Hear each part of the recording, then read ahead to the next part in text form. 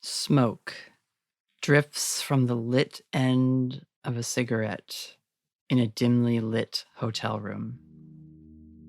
Only the light from a street lamp in the parking lot outside illuminates this space through the window as the lights are off in order to give the impression that this room is still vacant.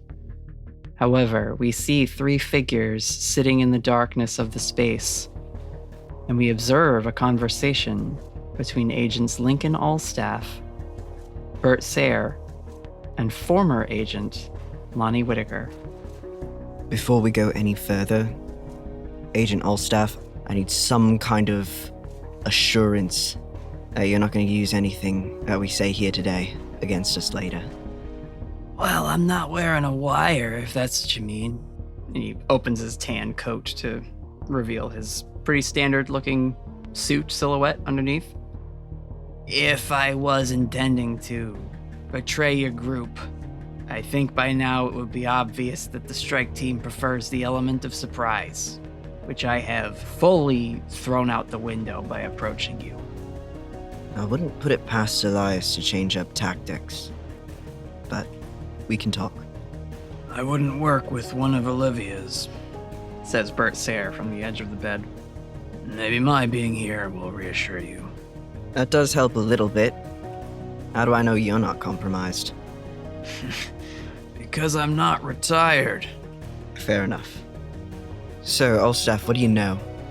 I know that we've been asked to apprehend you and your group primarily for the purposes of, bringing in Mr. Edgecrest because of the nationwide attacks he was at the epicenter of. So, that's what I know. What I was told by your associate, Miss Brightwood there, is that there is something about Mr. Edgecrest that could be apocalyptic should we handle things poorly. I think the agency does good work, but I don't trust any bureaucratic organization not to muck things up now and again. Things get lost in translation. Emails get sifted through. Mail gets lost. He shoots a look over at Bert. And sometimes people just slip through the cracks by being quiet. So you tell me, what should I know? There is a reason that the entire nation was overrun by demons. They all want him back, and if they get him back, Aiden wasn't lying. It would be apocalyptic in nature. He has something they need, and we can't let it get back into Leviathan's hands, but we also can't let it get into the Eastie Agency's hands. Hence my departure from the workplace. And, you're worried about this acquisition being brought to the agency because... we keep a lot of dangerous stuff in cold storage. Mr. Northunder does a pretty good job, I think. This one's a little bit bigger than haunted radios, I think.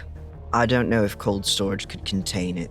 That being said, even if it could, I have reason to believe that Olivia Eastie is in leagues with King Octopus. His eyebrows raise at that, and his head cocks a little more to one side. Yeah. He popped back up again, and she was very quick to take me off the case when it became apparent he was involved. Damien has overheard her in conversation over the phone with him, and as much as I don't want to trust him, I don't think he'd make that up. That doesn't give you much of a leg to stand on. That's pretty incriminating, if I'm to be honest. However, if I take you at your word, secondhand knowledge from this demon who you say could cause the end of the world, and there is corruption within the agency. You see he taps on his temple, gestures in the air like he's doing math, mutters a little bit.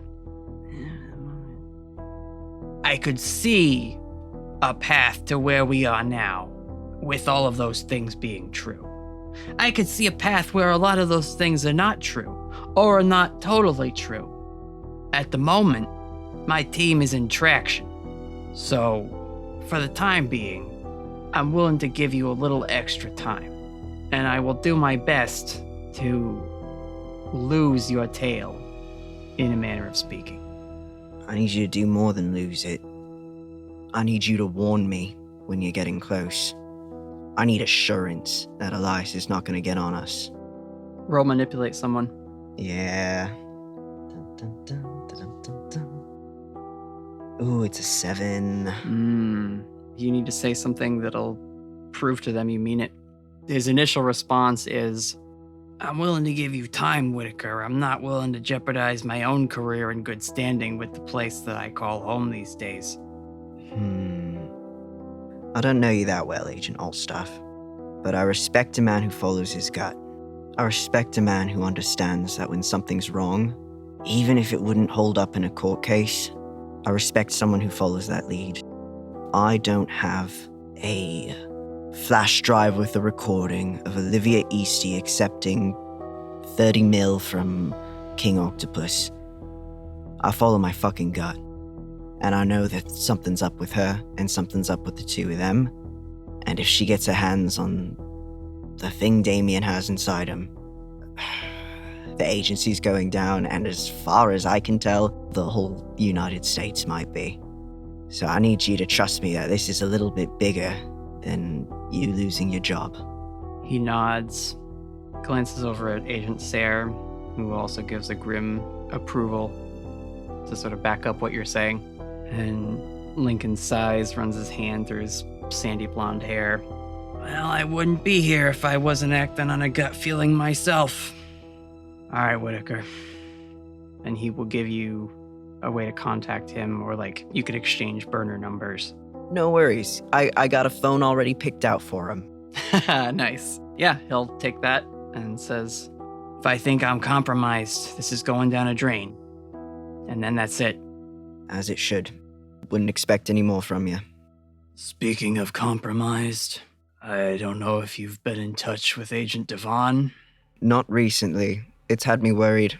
We've kept contact pretty minimal, but as soon as I heard that they didn't have their phone on them, I stopped any form of electronic communication. What is the status of Agent Devon? They're under review. Internal Affairs. What happened? As far as I can tell, they got caught snooping. Lincoln pipes up.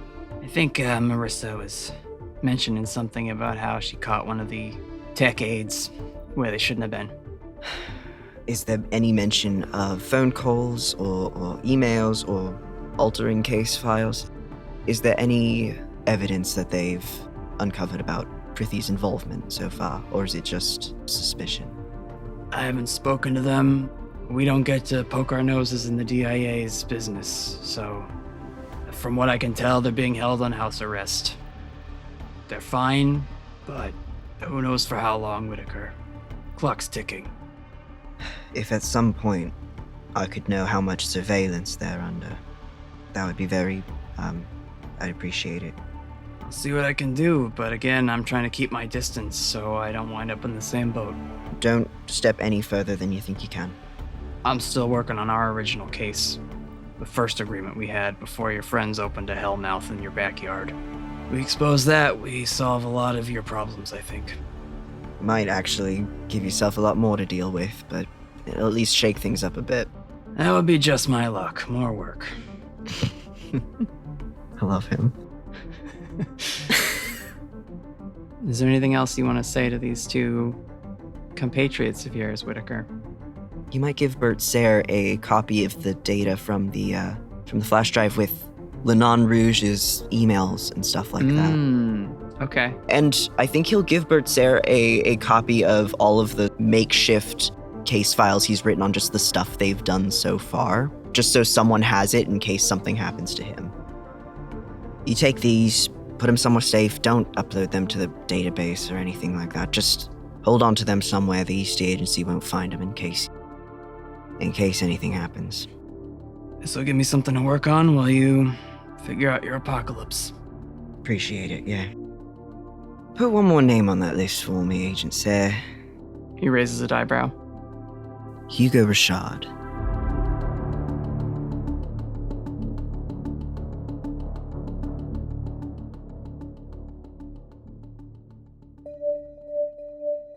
The world is full of wonders. Magic is hidden in small moments. And monsters could be hiding just out of sight. But if you're looking to find them, adventure is waiting to happen. You never know who you'll meet along the way. We are the Storyteller Squad.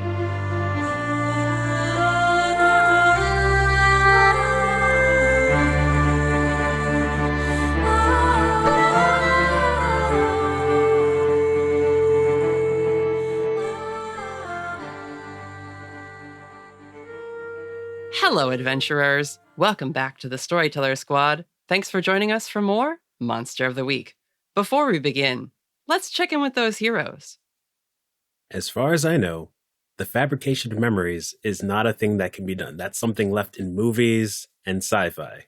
I have yet to read a book in any of the whisper texts that says that that's a thing that happens. Unless, of course, the reason why it's not in the text is because it's happened so many times that people have actually taken it out. Oh, no. I'm Hugo Rashad. 3 talismans down, Hugo's mind is compromised, and Aiden is one step away from mundane. I'm Agent Whittaker, and it looks like I'm once again playing on hard mode. Anyone else getting a weird feeling of deja vu right now? I guess that's what happens when you're still on the run from demons. I'm Raven Eugenia. Whittaker, are we there yet? I'm Damien Edgecrest. I am horrified that I may have to peek into hell again. I don't want to do that. I'm Felicity Starnbrook. I'm feeling weak, and my wings are heavy. Can we get a break already? Jesus Christ. I'm Aiden Brightwood. Let's have an adventure. Hey, Brittany, can I say? I think you had the best intro this time. It was really good. Yep. I don't think so. I think this one was full of gold from everyone. It was meta as hell, and I loved it. Oh, yes. This is the first time you've really broken the fourth wall in your intro, and I like that. Don't get used to it. Last time, our heroes defended the Maxwell family farm from an attacking abomination. Sent there by Beelzebub, the creature seemed able to adapt and reflect our heroes' attacks back at them. Thanks to some tactical direction by Whittaker, the group was eventually able to let the creature burn itself out and avoid any permanent casualties. It was clear that the Demon Lord of Gluttony's grudge was not likely to be dropped anytime soon, and so the hunters decided to sacrifice one of their critical advantages in order to help protect the young trio of fledgling hunters. This sacrifice might prove to be something our hunters come to regret as they leave Pecatonica, now feeling more exposed than ever. We saw Dr. Kabe confront Hugo about a false memory that Hugo exchanged. The story-dealing spirit was furious over the soured business deal and warned Hugo not to try and fleece him again. Whittaker confronted Hugo about his dealings with Kabe, and when Hugo eventually came clean, it left things a bit tense between our whispered leader and former agent. When Whittaker stepped away to gather his thoughts, he was confronted by both Lincoln Allstaff and Bert Sayre. The adventurers are already privy to what that conversation entailed, thanks to the prologue, and we are picking up in a different point in the story. We are doing a bit of a time skip. The reason we are jumping ahead is because the next 2 weeks are going to be a lot of the same. And unfortunately, that lot of the same is demon attacks. Because 3 members of your group are without the protection magic of the amulets, it's very easy for BLs and the other demon lords to find you in the material world and to send creatures after you. So for the past few weeks, your team has been harried and hunted by nearly constant abomination attacks. Beelzebub's work is dastardly creative and horrifyingly specific in the ways that they come at you. You're not facing monsters like the one from the Maxwell farm, where it particularly is adapting, but each new iteration of creature that comes has some new feature or twisted magic that lets it effectively target your group's specific weaknesses.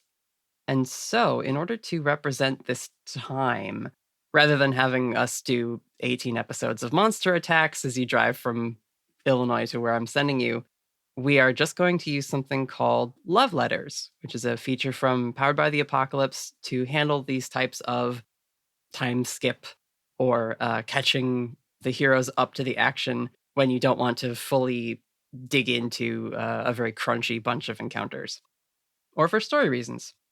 So I have written out specific custom moves for every hunter to help us figure out how each of their 2-week periods go specific to them. I love that. So let's get into it. Hugo, could you read your move and the options and then make a roll?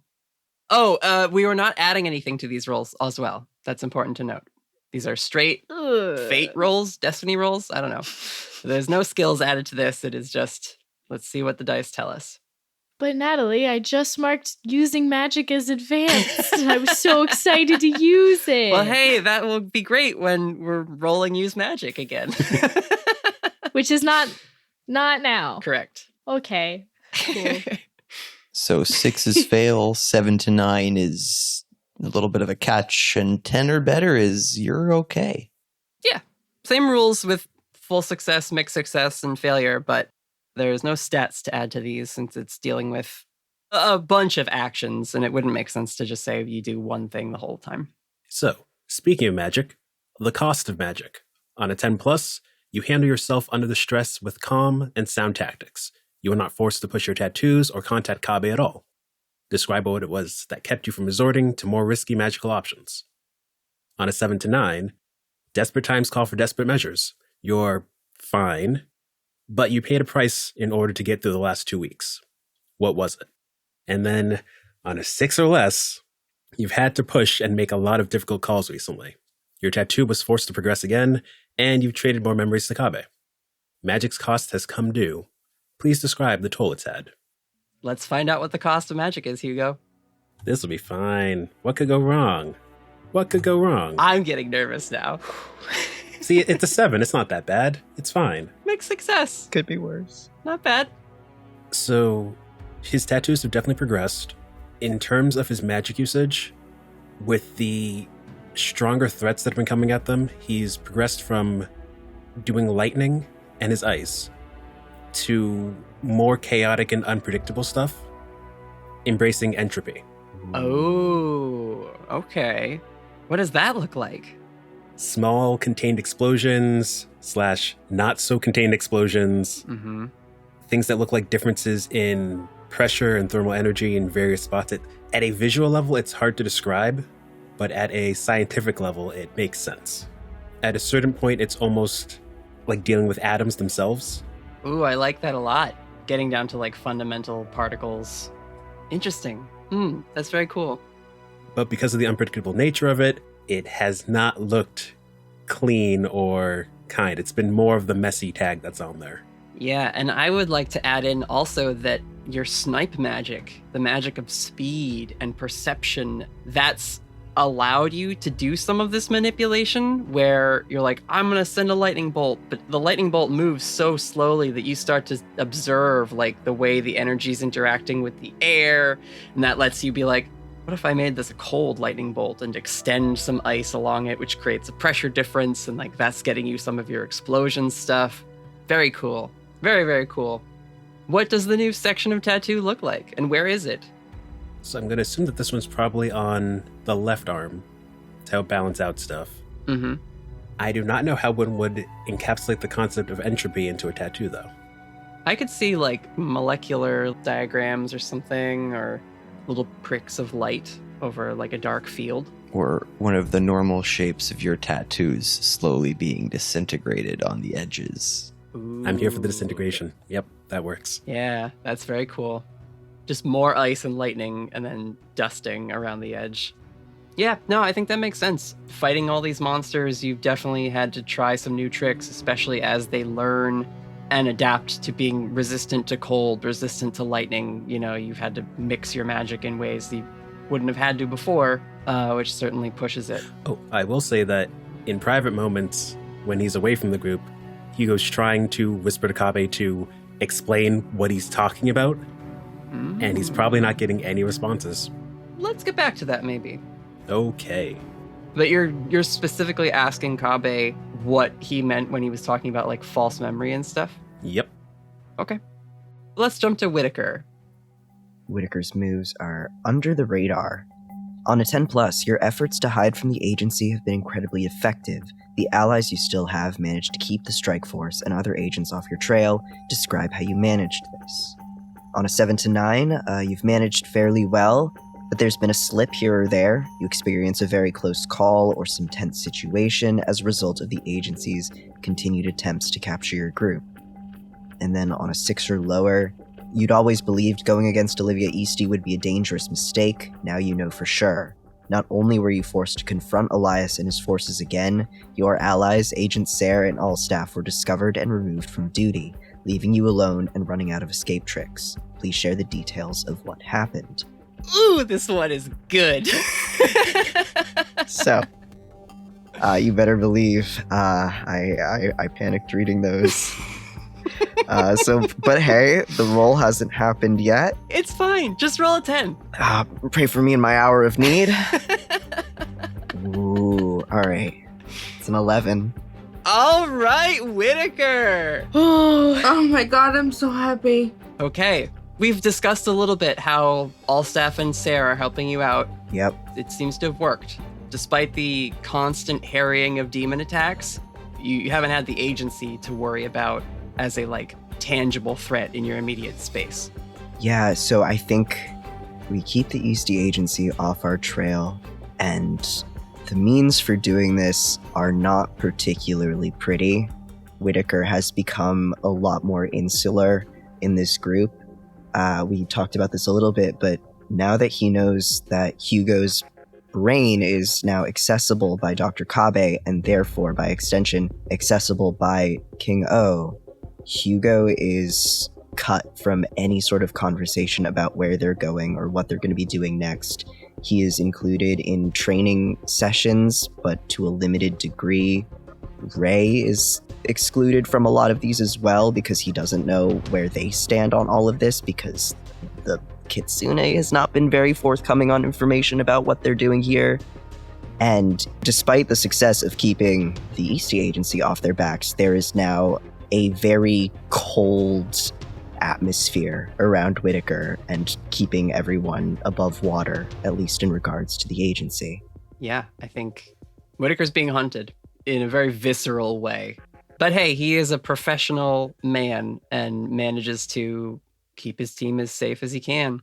It may not be sustainable. It might work for 2 weeks.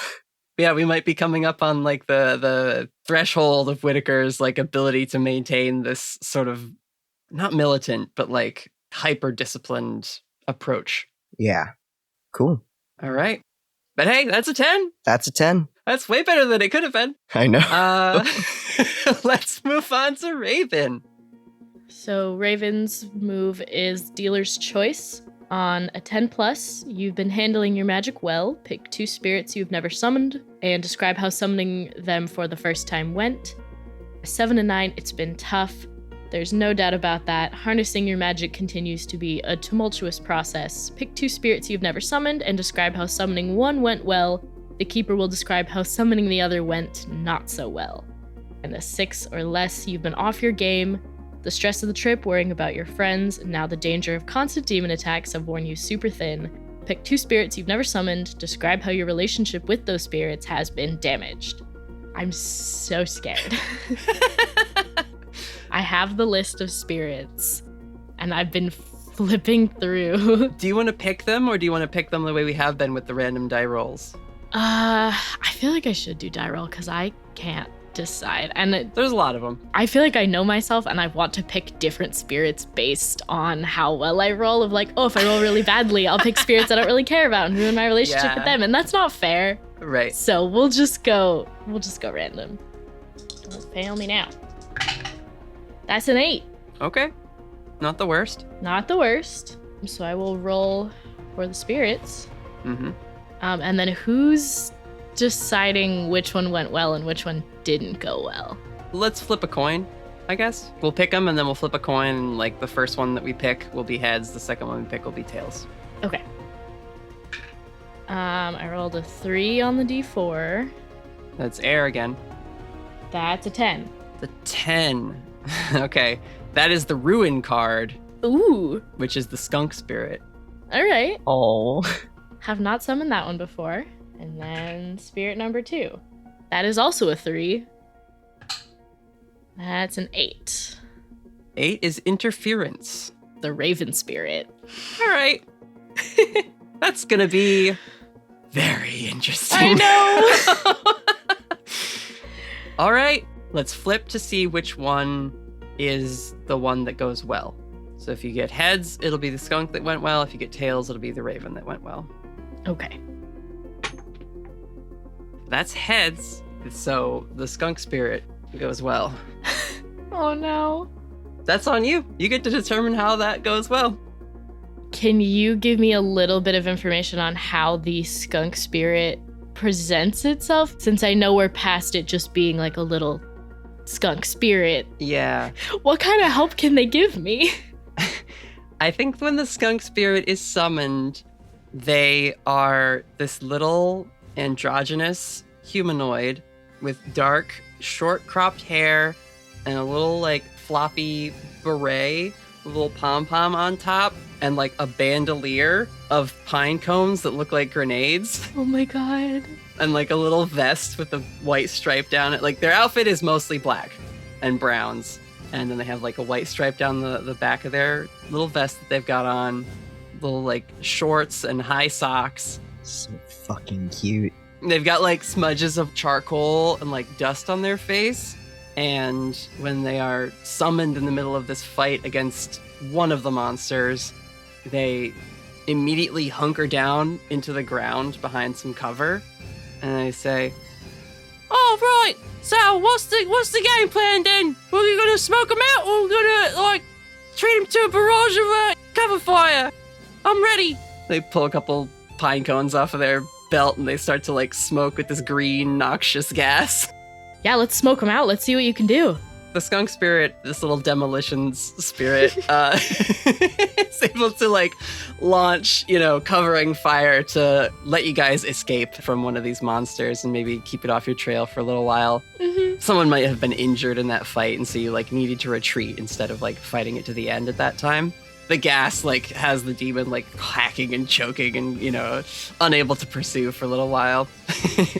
They probably had a moment where they like chucked a few of their explosives and Windy like shot them in the air to like send the smoke raining down and stuff. Nice. Yeah. So that's skunk spirit. That goes well. Mm-hmm. Now interference, the raven spirit, which goes not so well for you. When you summon this card, you enter the void space where you sometimes go to speak to the spirits when you're about to call them into the world. What you see is this figure with a familiar cloak of black feathers draped around their shoulders and long, dark hair spilling out of a hood that shades and obscures their face. And they turn to regard you. You hear a familiar voice in this void, not coming from the spirit.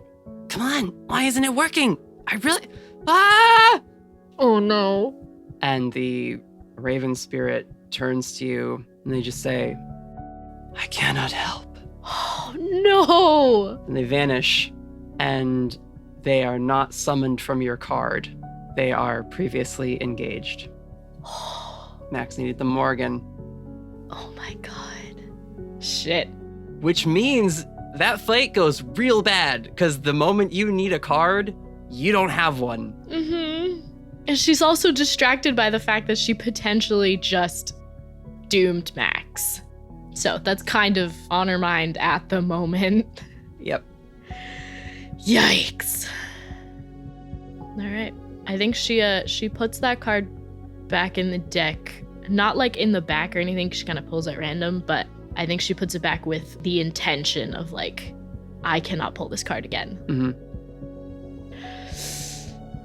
I know it's magic rules and not actually card pulling things, but she'll put it like on the top or the bottom of the deck so it's right up against the box that it's in, and hope that she doesn't pull it again. And we'll like remember that every single time she pulls after this. I think you sprained your ankle in that fight because you needed a card to, not fall or something, and they weren't able to catch you because they had to help Max. Mm-hmm. All right, moving on. Damien, could you read your move for this time skip for us? A lord in name only. 10+. The past couple weeks have been difficult, but you've managed to not aggravate anyone too egregiously. Describe a new effect the spark has had on Damien in this time period. 7 to 9. You feel the need to remind everyone, maybe yourself most of all, that you're a fucking demon lord. Cheap hotels and greasy fast food be damned. Caviar and new guitars, you're gonna treat yourself.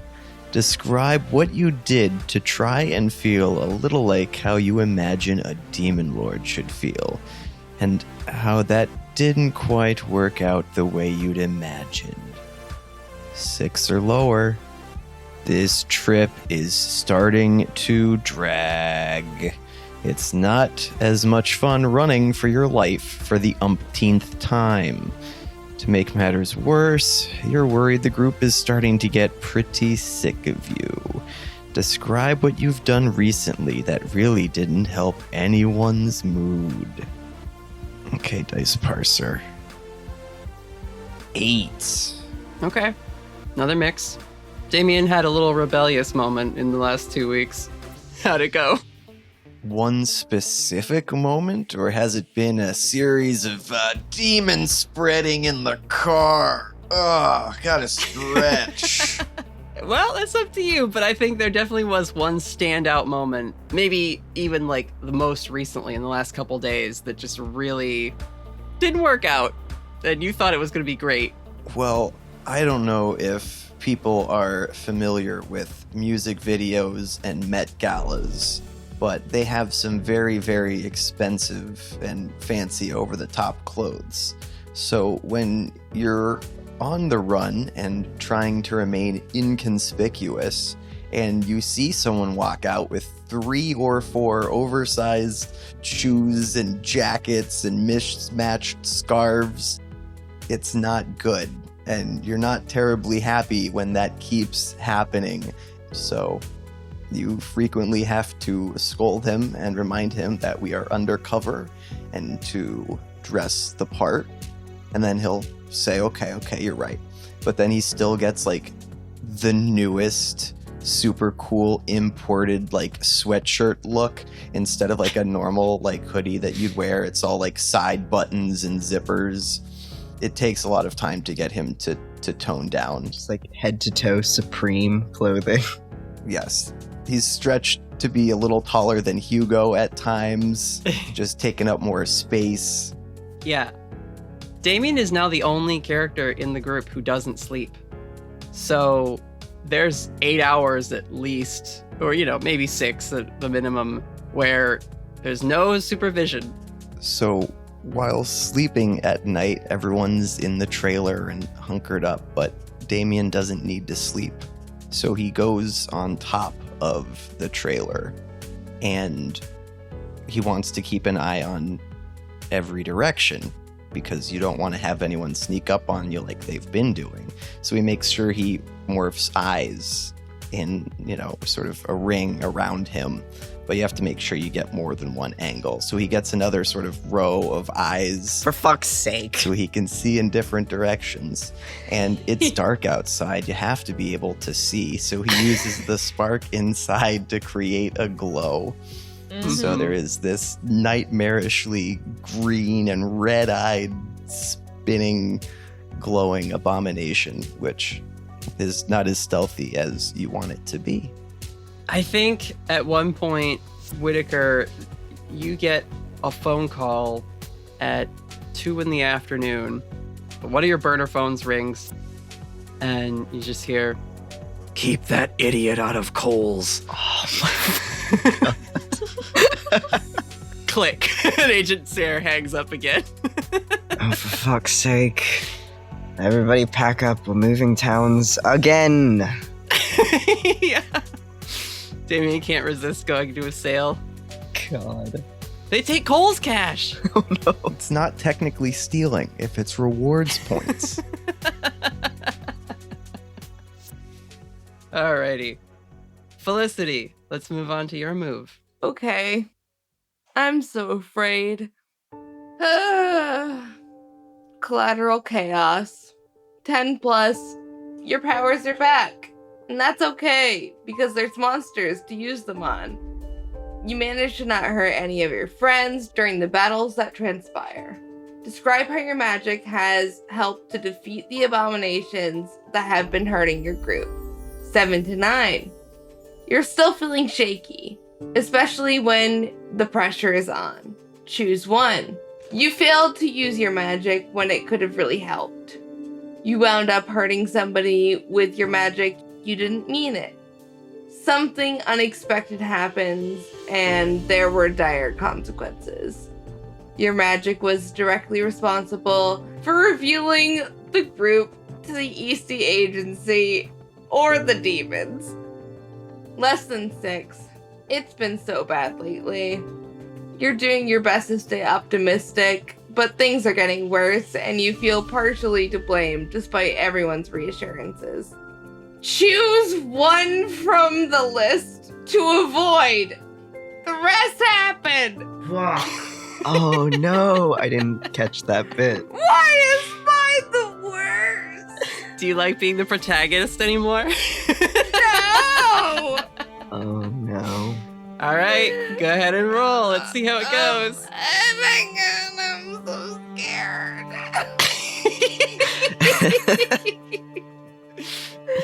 Please. Oh, R.I.P. Felicity. I got a 10! Oh, thank God. Alright, Felicity. I got a 10! I'm so happy. Incredible. Oh god, I was so scared. You just get to describe how your magic helped defeat the abominations. Oh my god. It's good, we're in the clear. I don't trust how you said that. You haven't rolled for Aiden yet. Oh, I just mean for Felicity, we're in the clear. Oh, okay. I thought you meant for all of us. And I was like, wait a minute. You can't say we're in the clear when we're not done yet. Gonna be honest, very suspicious of how well we've been rolling. I know, I'm scared. Mm-hmm. I know. It's gonna come due. Okay, so Felicity has definitely been using her magic, primarily defensive. She also has been using her magic to shield monsters. She hasn't been doing much damage, but she's been keeping them at bay.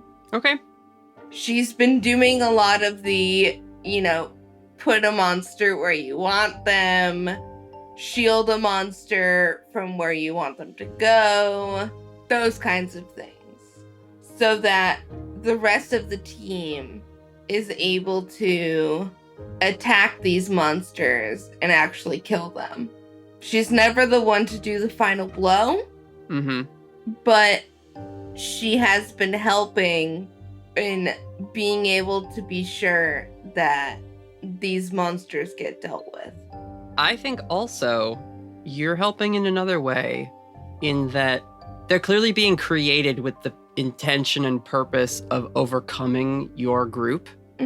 Your magic does not seem to be something they're able to adapt for.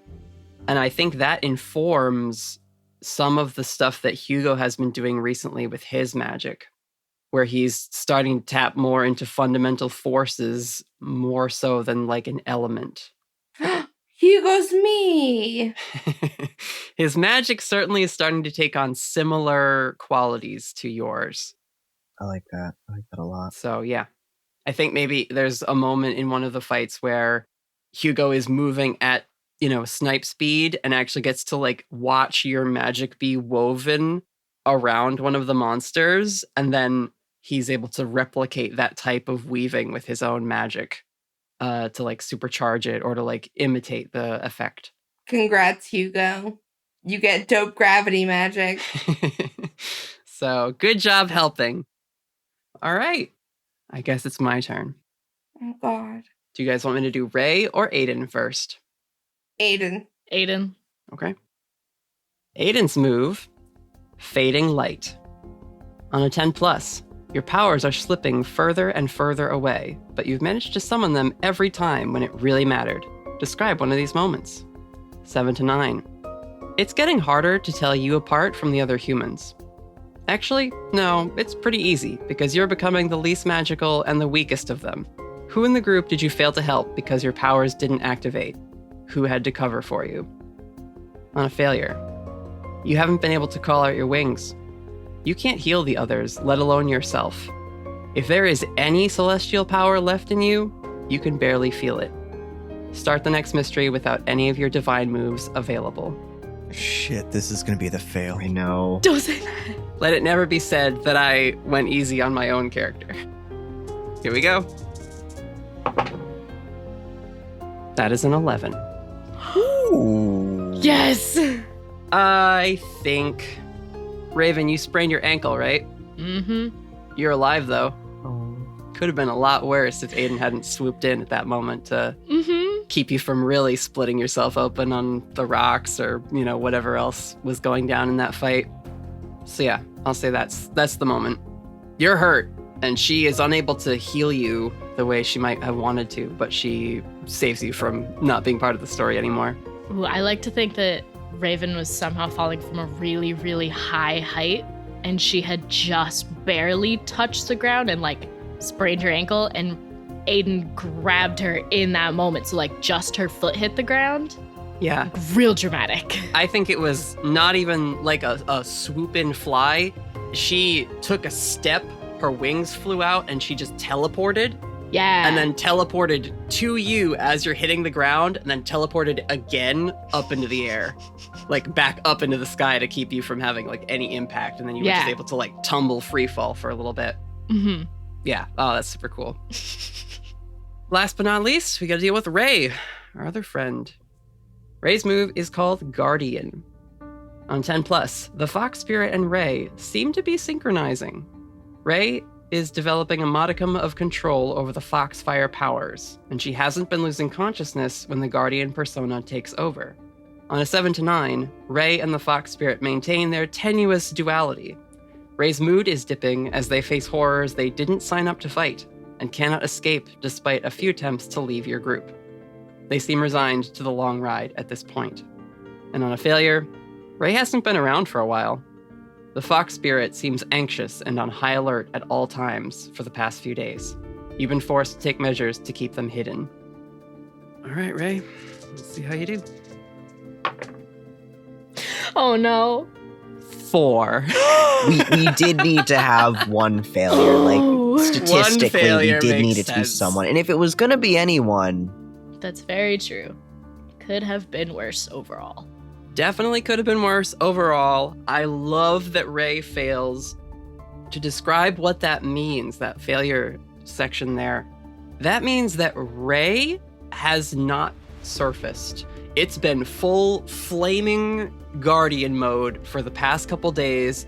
We'll say that the last fight against the Abominations was real bad, and they have not come down off Protector mode ever since. We can say that even that was the one where Hugo finally mastered this explosion magic. Felicity was protecting everyone, but it seemed like the other protectors were maybe gonna fail because Raven fell off a cliff or something. But for whatever reason, you guys have not been able to convince Inari's ghost to chill and relax enough to not be this flaming ghost. So that's our little love letter moves. That was super cool. I think we are going to wrap all of these love letter rolls together, and I want to try and describe, with your help, the most recent of these demon encounters, and we'll combine a lot of the different things that we talked about through the time skip discussion into sort of one cohesive little adventure. And what I have in mind is that as you were all driving probably through Indiana, maybe part of Ohio, a pair of demons attack your group. Sort of these bat-like wraiths which leap from shadows into other shadows.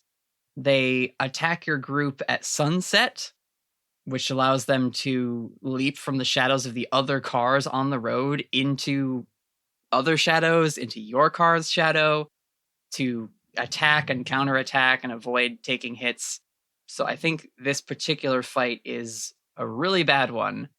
And I say driving on the highway so we can get Raven plummeting from a height. We'll say at some point, Raven, you are knocked and go flying off an overpass, I guess. And in the midst of everyone trying to fight these things, we have Aiden with her moment of protecting someone. She's able to dive and catch you and then send you both up into the air when your card fails to summon, but you do break your ankle. So you are a little laid up when we kick things off for real. Hugo, your entropy and, molecular chemical reaction magic is effective and helps to fight these unpredictable foes. But like we said, Whitaker hasn't been sharing tactics or strategies with you. So I think you're a little bit off. Felicity, your magic's working okay. When you have monsters to throw it at, you're very effective. I think you definitely managed to save Whitaker at a certain point from one of these bat creatures as it tries to grab at him through the driver's window. Damien. Defend me, squires. Fuck off. Yeah.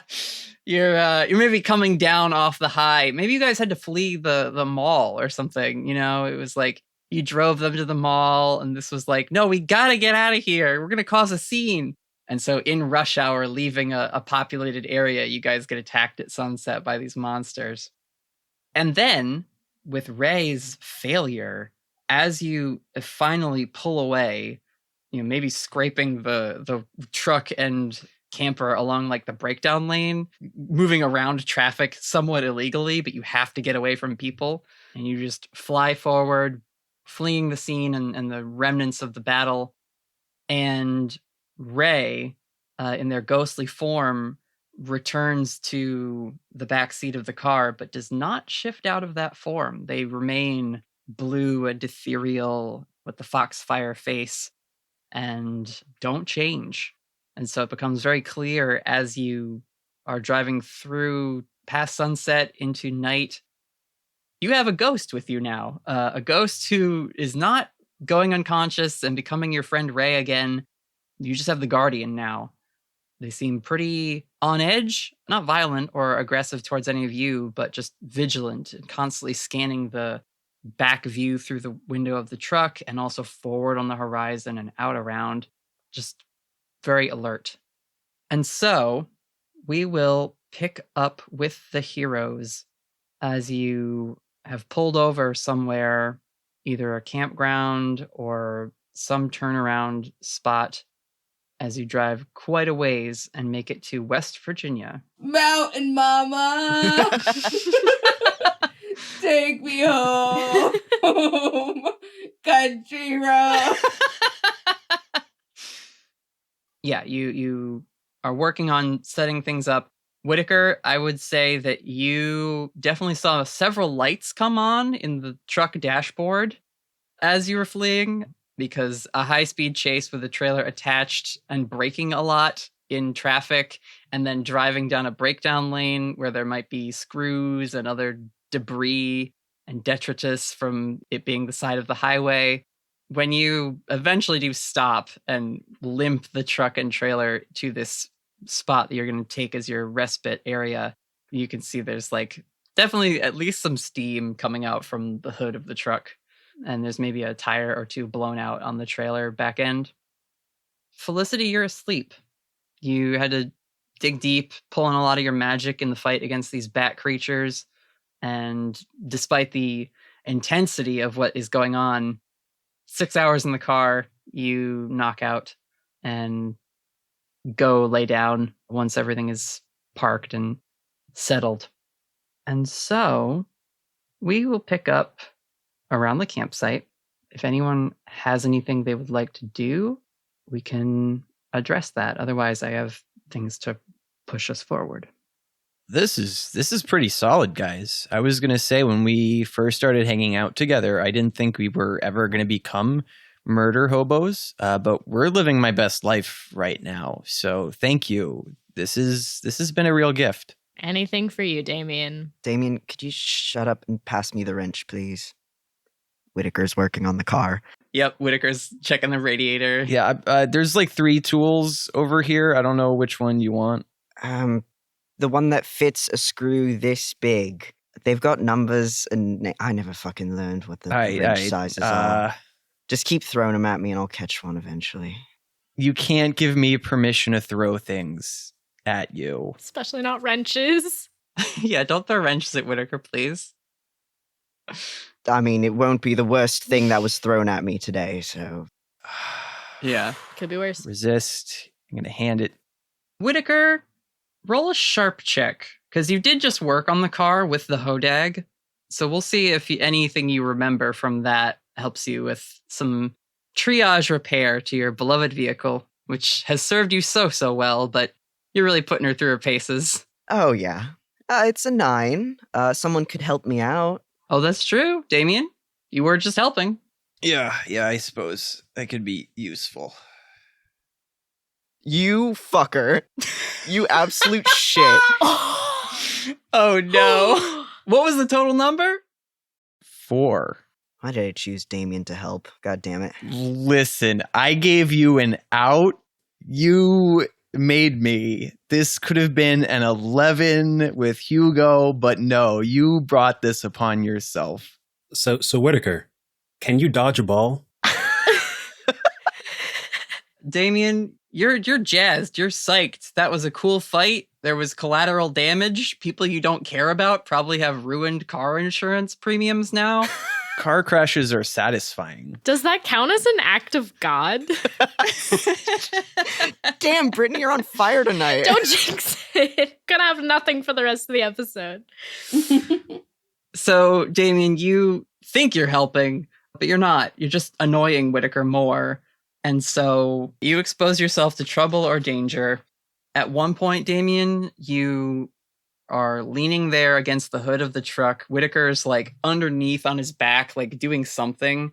And you are fiddling with one of the tools and drop it. And it falls and catches on something, which then pulls a very loose, delicate connection that was hanging on for its life away. And Whitaker, you are just covered in some kind of fluid. I don't know cars, so it's whatever. Oil, maybe antifreeze, oil, something. Oh, not antifreeze. You know what? It is. It's the antifreeze. Fuck you. Coolant, as opposed to antifreeze. Antifreeze prevents freezing. Coolant and stuff, water radiator stuff, overheating, that kind of stuff. Oh, yeah. Okay, right. We don't know cars.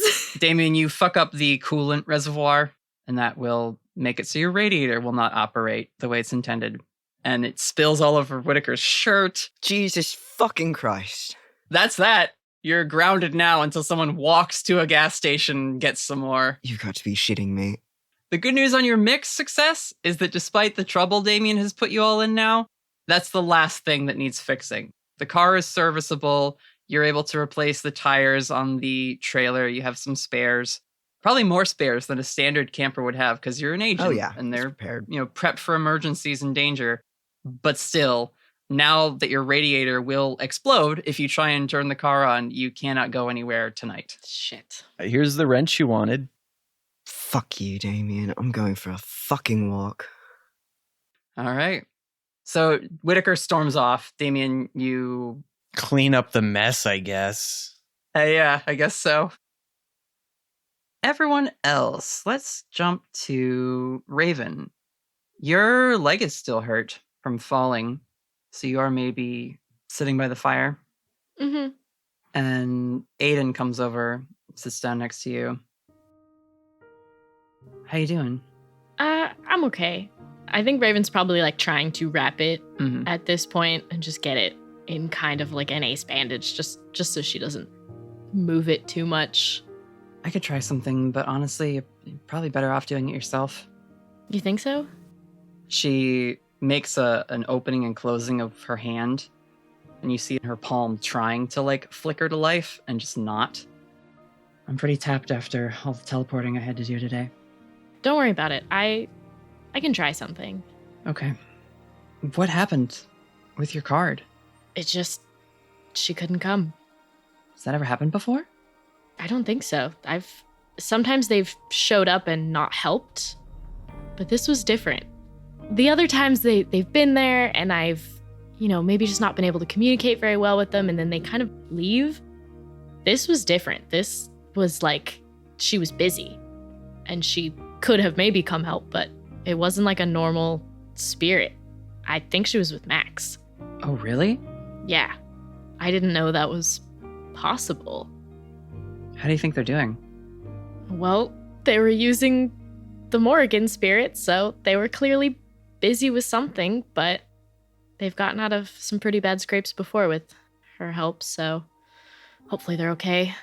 There is no insight check for Aiden to make, Raven, but roll a charm check, because it seems like you're trying to, like, play it off, but I know we had talked a little bit out of game that, like, Raven's worried about the kids, so...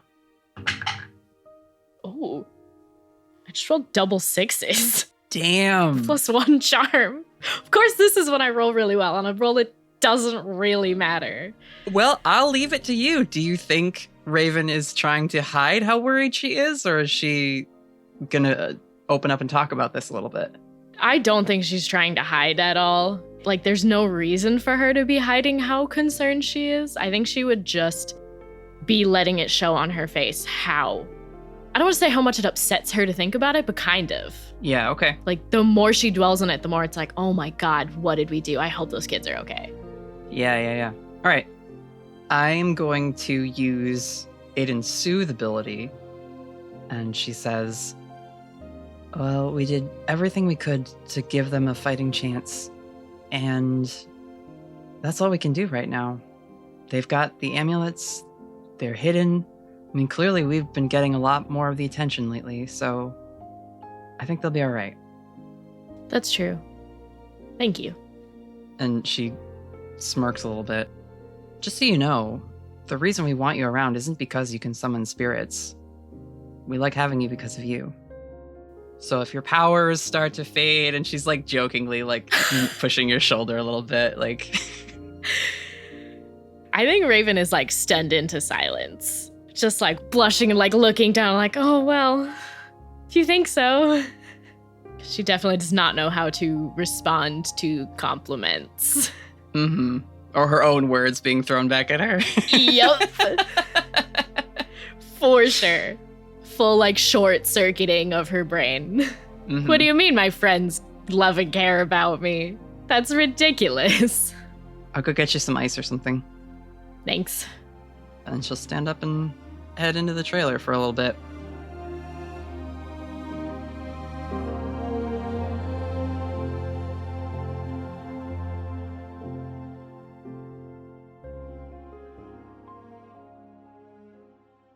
Whitaker, where did you wind up? He's doing like just a little perimeter sweep around wherever they ended up parking, just to see if anybody's around. Okay. Lookout shit. Why don't you read a bad situation? That sounds like a good idea. Whitaker's too angry. He rolled snake eyes. Oh no! There's no helping that. No. He's just fucking pissed and frustrated with the past week. Yeah, it's been a lot. And as, quote, the leader or the adult, I don't know, you're all adults, but we all know Whitaker has some seniority here. Definitely a lot of the pressure has been on your shoulders to both keep the group going when things are tired and people are tired, but also to make the call. What highway are you going to take? Are you going to go down a back road today? Are you going to stay put for an evening? Et cetera, et cetera. And I think there's maybe been some times, I think we've mentioned it, where like Whitaker sits awake just running scenarios in his head. The next fight, how's it going to go? What tactic could we try? We've got to stay on our toes. You're definitely keenly aware that the monsters are adapting to your different battle tactics and like fighting styles. So yeah, there's a lot on Whitaker's mind. Hugo, where are you right now? He's gone over to the car, Mm-hmm. and he is considering how dumb of an idea it would be to try to spot weld some stuff. Ooh. I don't think there is any like damage like that would prevent you from being mobile. And as far as like cosmetic damage, it's mostly like scrapes and things. It's not like you have a door off its hinge. This time, thank goodness. Yeah. There maybe is some Hugo spot welding on some parts of the vehicle somewhere from previous fights, but Hugo, I appreciate you coming to help with the car, but I kind of need to clean up my own mess on this one and not bring you into it. Kind of spilled a whole bunch of stuff on Whitaker earlier. Damien, how much do you know about fixing cars? Not as much as I know about cleaning up messes, that's for sure. That's a fair point. Let me know if you need any help.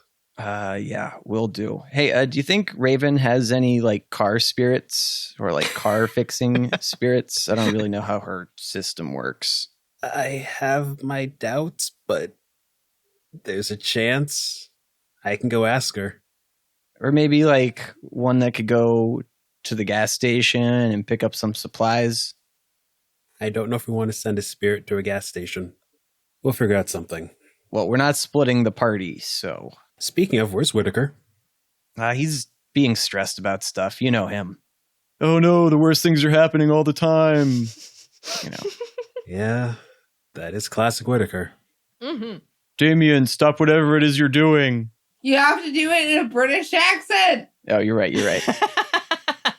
Oi, Damien, stop it, love.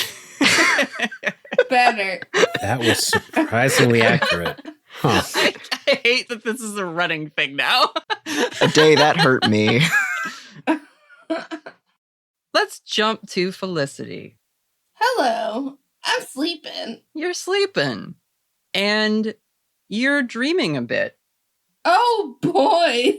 You are in a misty wood, sort of this dream space that you often go to when your visions come to you. Okay. Could you roll that move for me? The premonitions? Yes, I can. Oh! I got a 10. Okay. Felicity, you have a +1 forward to the thing you are about to have a dream/vision about. Great. You're in the woods. There's a dim light ahead of you. And it just sort of moves through the forest. Mm-hmm. It's sort of a soft yellowy color. And there is a humming that accompanies it. A soft melody that drifts through the mist and is very muffled. This light dances around, seems like it might come a little closer, then drifts away from you again, and on around you. But within the melody itself, you're picking up, it's almost like a tone that you can't quite hear audibly, but that is making your skin crawl. There's something about this light and this sound in the woods that's just putting you on edge. Oh no. What do you do? Can I catch it? You want to chase after it for a bit? Yeah, I want to catch the bug. Okay, yeah, you chase after this. It is very lightning bug like in the way that it's lighting up. Although it is constant, I should say. It's not twinkling or blinking. It's like a bee. Yeah, it's like about the size of a very large bee or lightning bug, just zooming around. And you chase after it, and the humming gets a little louder. You start to hear that tone now more audibly, and you realize it's not a tone. It's screaming. Oh! High-pitched wails of someone who sounds like they're either in a lot of pain or terrified. And you chase this thing, and as the mist parts, you stumble into a thicket of these thick briars. Oh, I hate this. Keep going. They're sharp, and they claw at your clothing and scratch your cheek and ankles. And the light just continues to retreat further and further into the tangle, beyond where you would even physically be able to get to if these weren't there. It just vanishes into that mist and thorn patch, and eventually the melody completely dies away, and only the scream is left. Oh god. There is a large flash of this yellowy light, and you wake up. And sitting on the bed across from you, in the little nook where you and Raven usually sleep, is the spectral ghost form of Ray. right?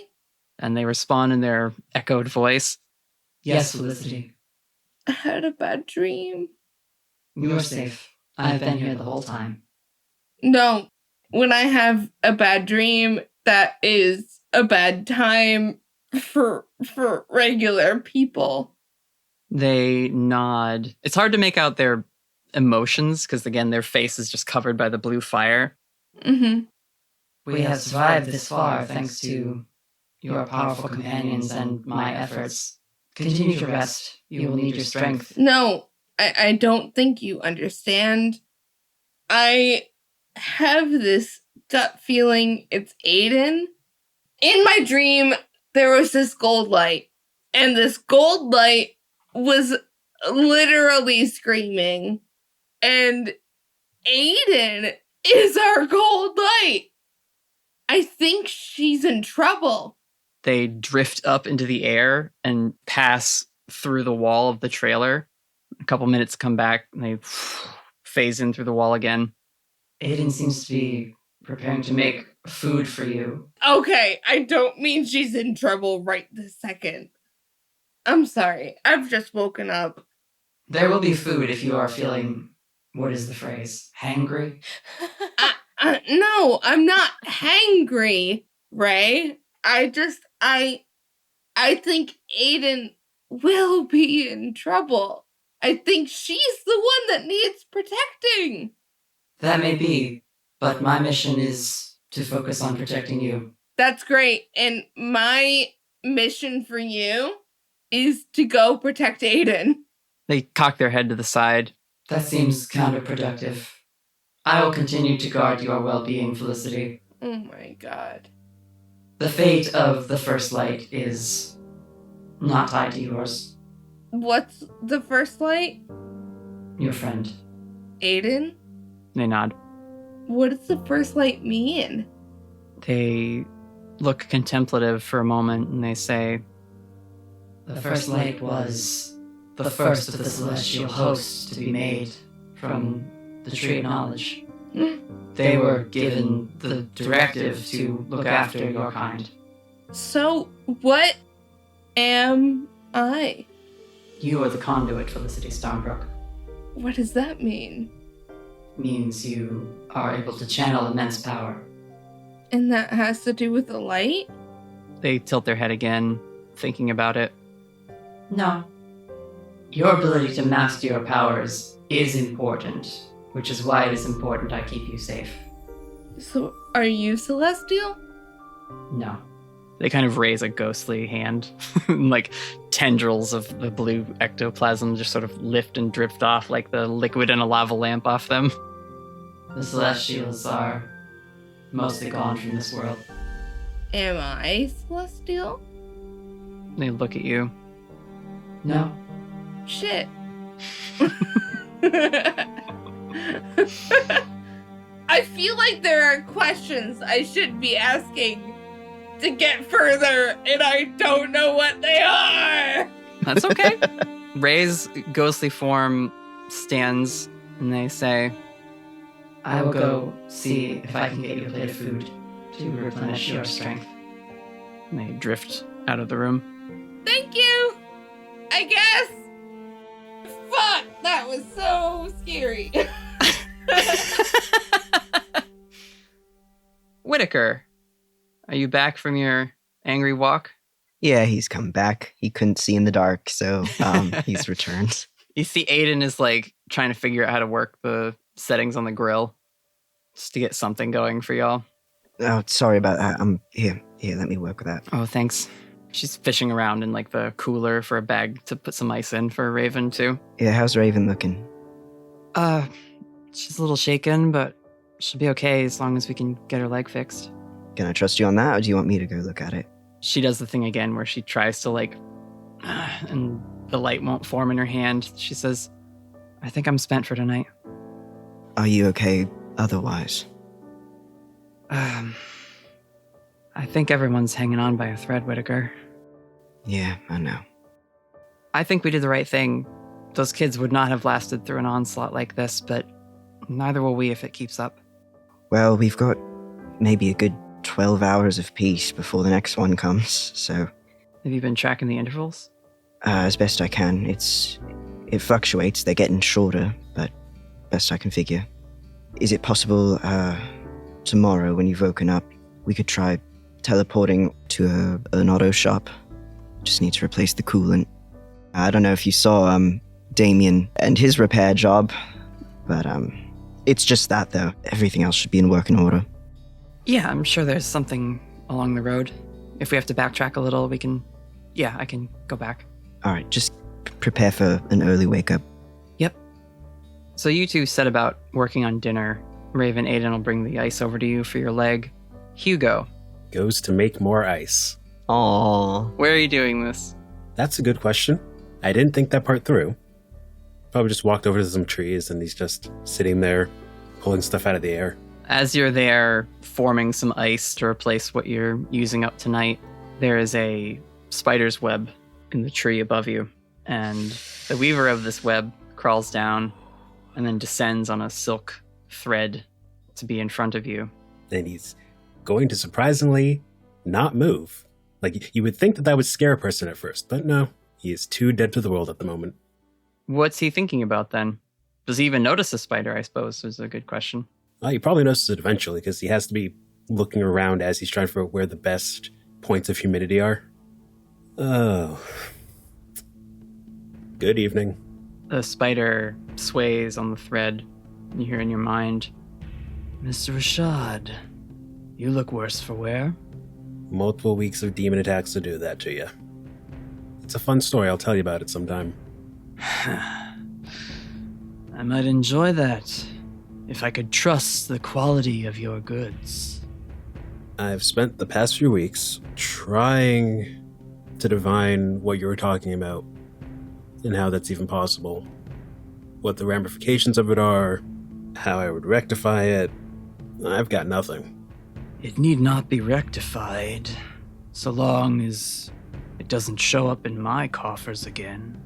Have you considered what other memories you might be missing? It's kind of difficult to tell what memories I'm missing when I'm missing them, so if you have like an index of them or something, that'd be great. Follow the threads of your life, Mr. Rashad. And when there is a snag, when you recall certain things but not why you did them, or who you were with, or when exactly they happened in sequence, that is the sign of a cut thread or tangled knot. And that will help me differentiate between things that I'm missing and things that are inaccurate. It will help you determine which of your current currency is still spendable. Oh! And this is the part where, if Hugo knew what crypto was, he'd be saying, just like crypto.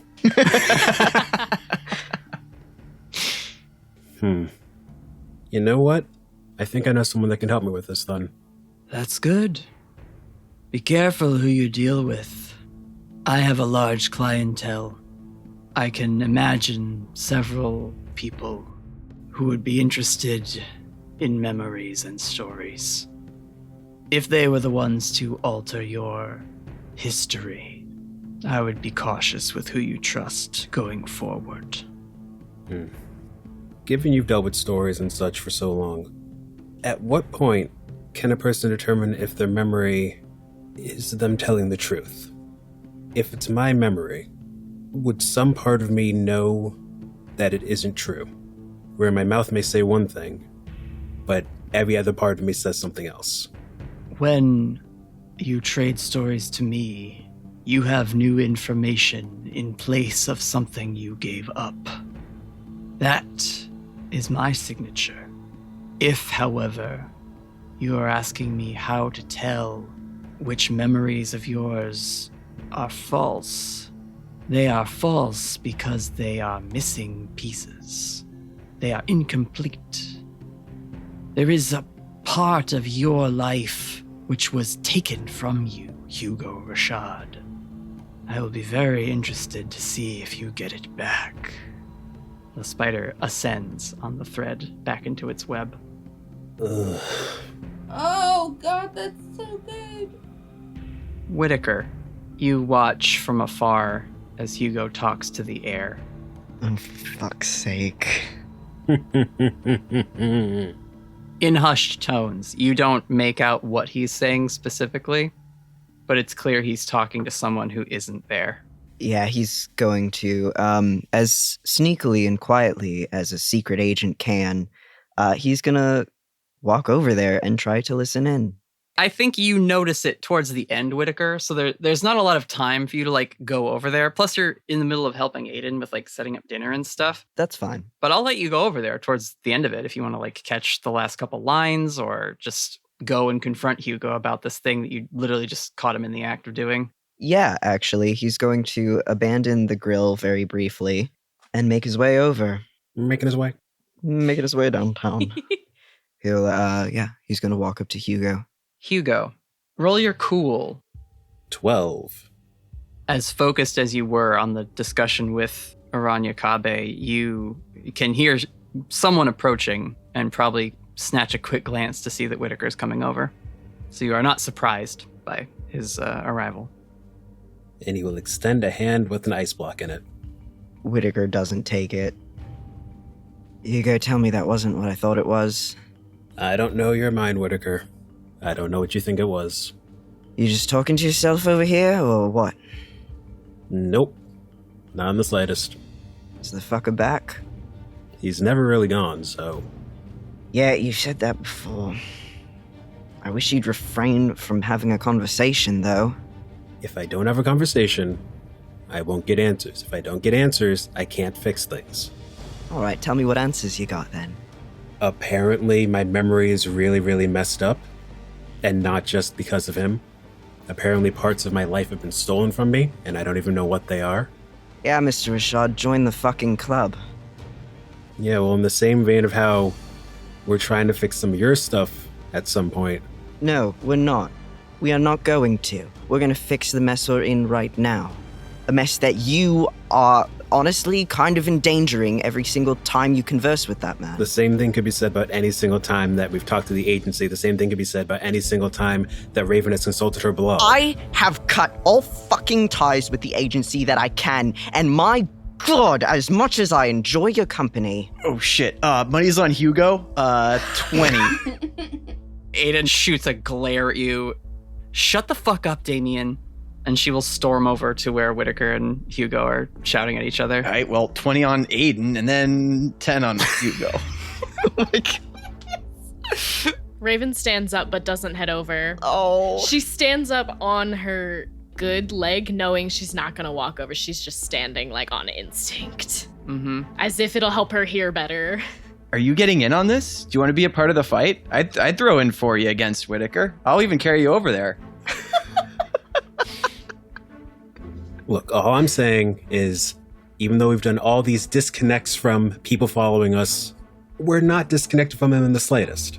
Just like he can just bounce in on me anytime he wants to, the agency can bounce in on you anytime they want to. It doesn't matter if you've cut your ties with them, they haven't cut their ties with you. Hugo, roll manipulate. The agency literally just did that to you, Whitaker, when Bert Sayre and Lincoln Allstaff found you at the hotel you were stopped at. Yeah, no, it's a very good point. Hugo doesn't even know he's making this point. No, he doesn't. But he's making it nonetheless. Wait, did Whitaker not tell people about Lincoln Allstaff? I don't think we established it because we never recorded the conversation yet. I do like that. That's very juicy. I like it if he hasn't. You know what? It is a dick move to say, Hugo, why are you keeping secrets, and also be just not telling people shit. That's hilarious. Yeah. Roll with that. Okay. Keep the camera going. That's excellent. We like the vibe. What'd you get? Oh, which was a 6, so on brand. A 6. Okay. I get experience. Whitaker, Hugo says this to you, it just makes you more mad. Because now he's pointing out a fault of yours that he isn't even aware of, and it just makes you guilty, which makes you angry, and you're already angry at him. Oh, it's compounding in a very delicious way. Oh, shit. God, fuck. Hugo, I am keeping the agency off my back as best as I fucking can, and I wish you would do the same. Felicity, at this point, you probably can come to the door of the trailer. You hear shouting. You're not making out like what the shouting is for. You might even interpret it as like the start of another fight. But that's where you're at right now. Raven, you and Damien are kind of around the campfire stools. Anything you two want to do? Or Felicity, is there something you want to like call out as you exit the trailer? Damien offered to help Raven over there, and I think she's gonna kind of hold out a hand like, all right then, help me over there. Okay, but I'm only gonna help you if you're gonna get involved in fighting. If you're just gonna like talk to them and try to friendship this out, then like there's no point. Raven sits back down. What do you think I'm gonna do? I'm allowed to be hopeful. They're not gonna kill each other. They're just gonna punch each other, and I think it would be amusing. We can't risk that. We've got other demons on our tail 24/7. We cannot be hurting each other. Raven's gonna stand up again and like make like she's gonna start hobbling over there to try and make Damien feel bad. Raven, act under pressure. Oh. Meanwhile, Felicity comes out flailing. Just flailing. What's going on? That's not good. Oh no. I got a 4. Oh no. Uh-oh. Aiden is marching over to where Hugo and Whitaker are, gets about halfway, and Raven, at this point, you're standing up and like gonna walk over to make Damien feel bad. Takes like one awful, painful step. You take one bad step on that leg and drop down again. The shriek would be really pathetic, but I feel like it would be more of just like a, fuck! And she just hits the ground. So you fall. Damien, Raven has like fallen in the ground, walking away from you. She's so embarrassed. Aiden spins around, sees you drop, and then just shoots back at Whitaker and Hugo. Will you two cool it? Can we just keep it together, please? And she'll turn around and run back over to help you, Raven. Felicity, you missed the fight. My money would be on you if you had been out here earlier. Are we still fighting? No. Why do you want to fight? I just want to punch something. Only if I can punch back. Nobody's punching anybody. Save it for 12 hours from now.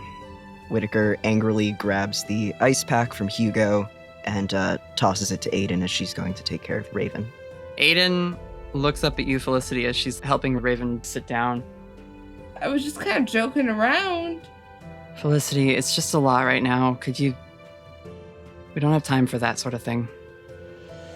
Oof, disappointed mother.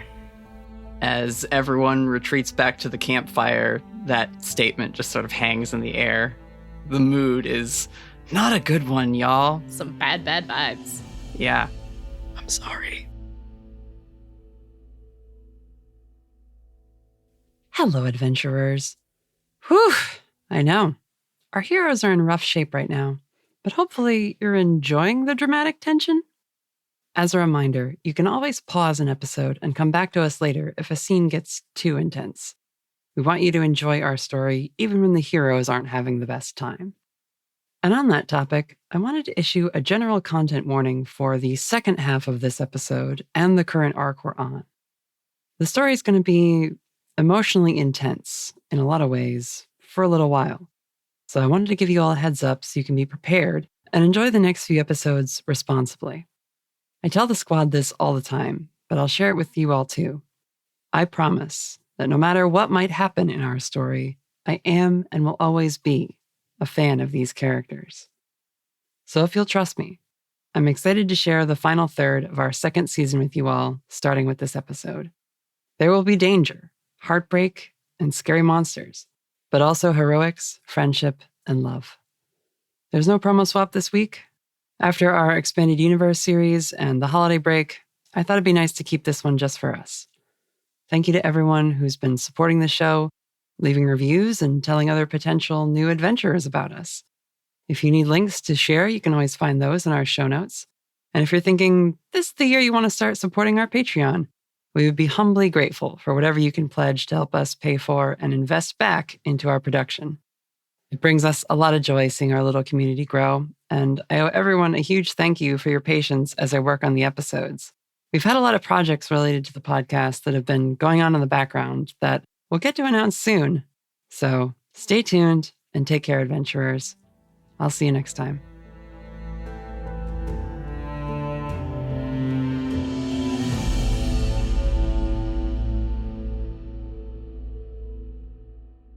Raven, Windy, their ears perk up and they scan the way their, little ears sometimes twitch around like they're hearing something. Mm-hmm.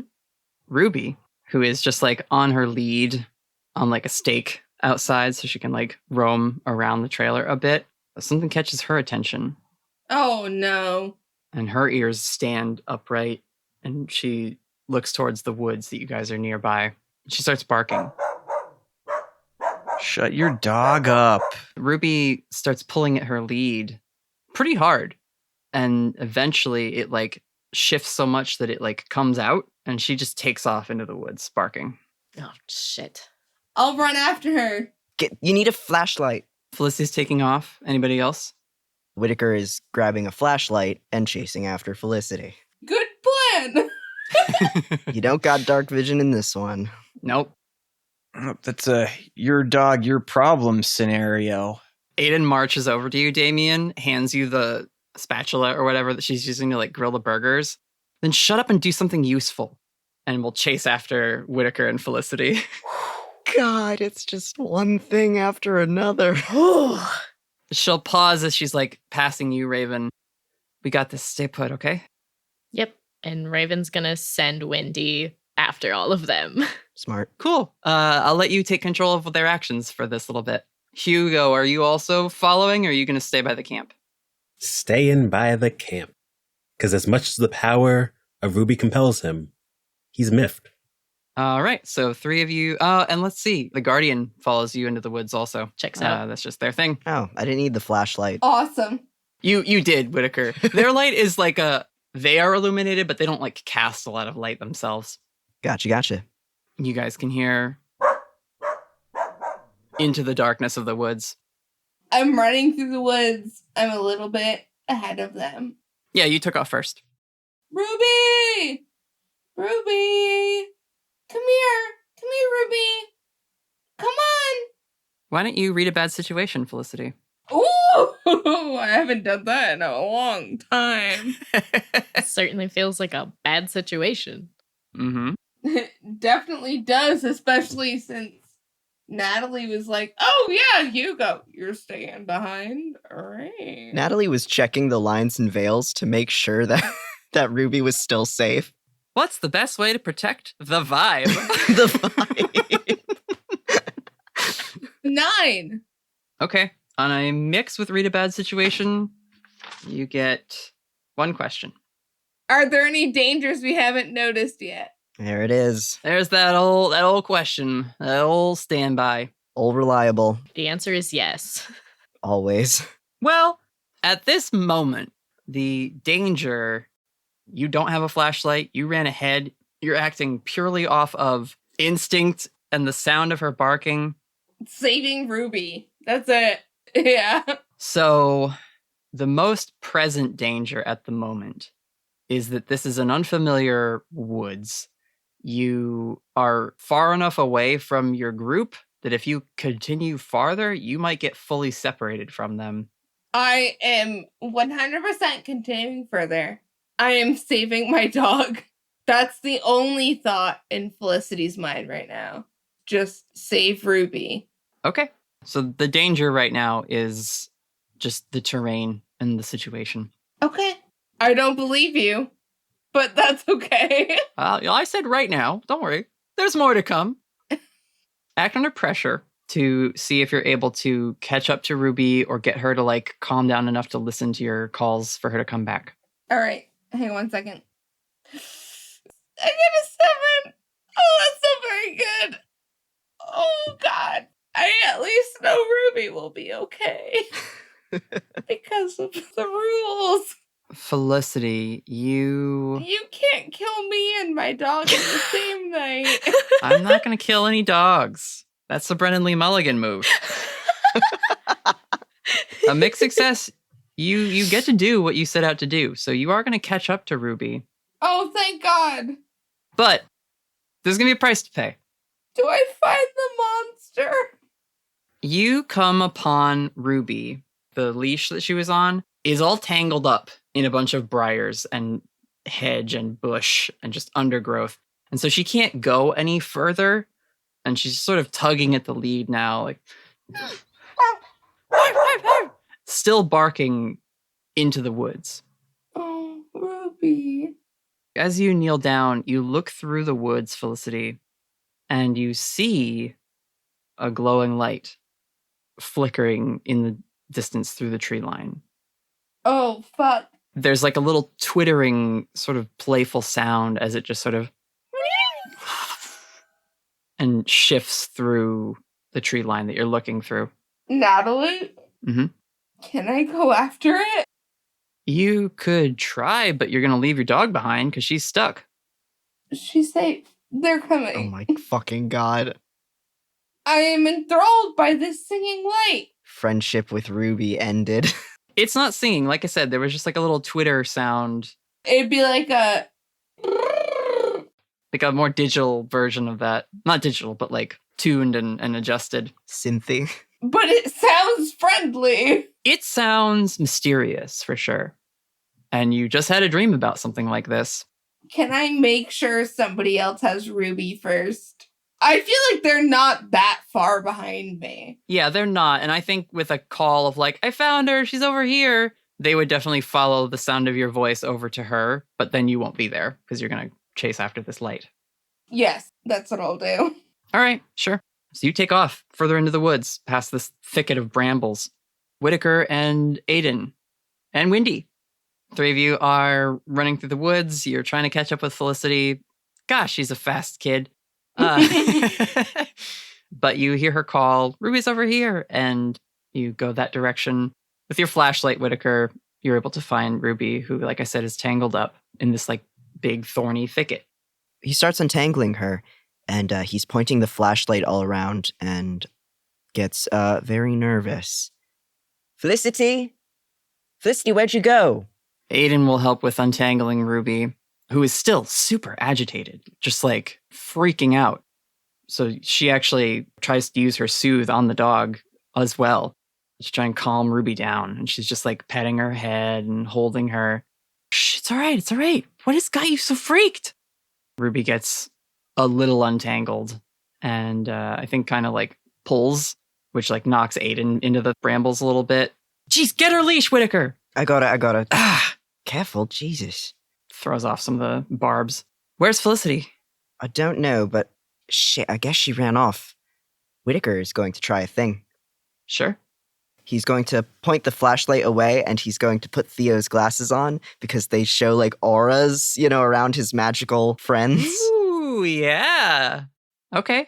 And he's going to look into the woods and see if he can spot like just a Felicity. Whitaker, once you throw on Theo's glasses, you can see 3 shapes in the distance through the trees.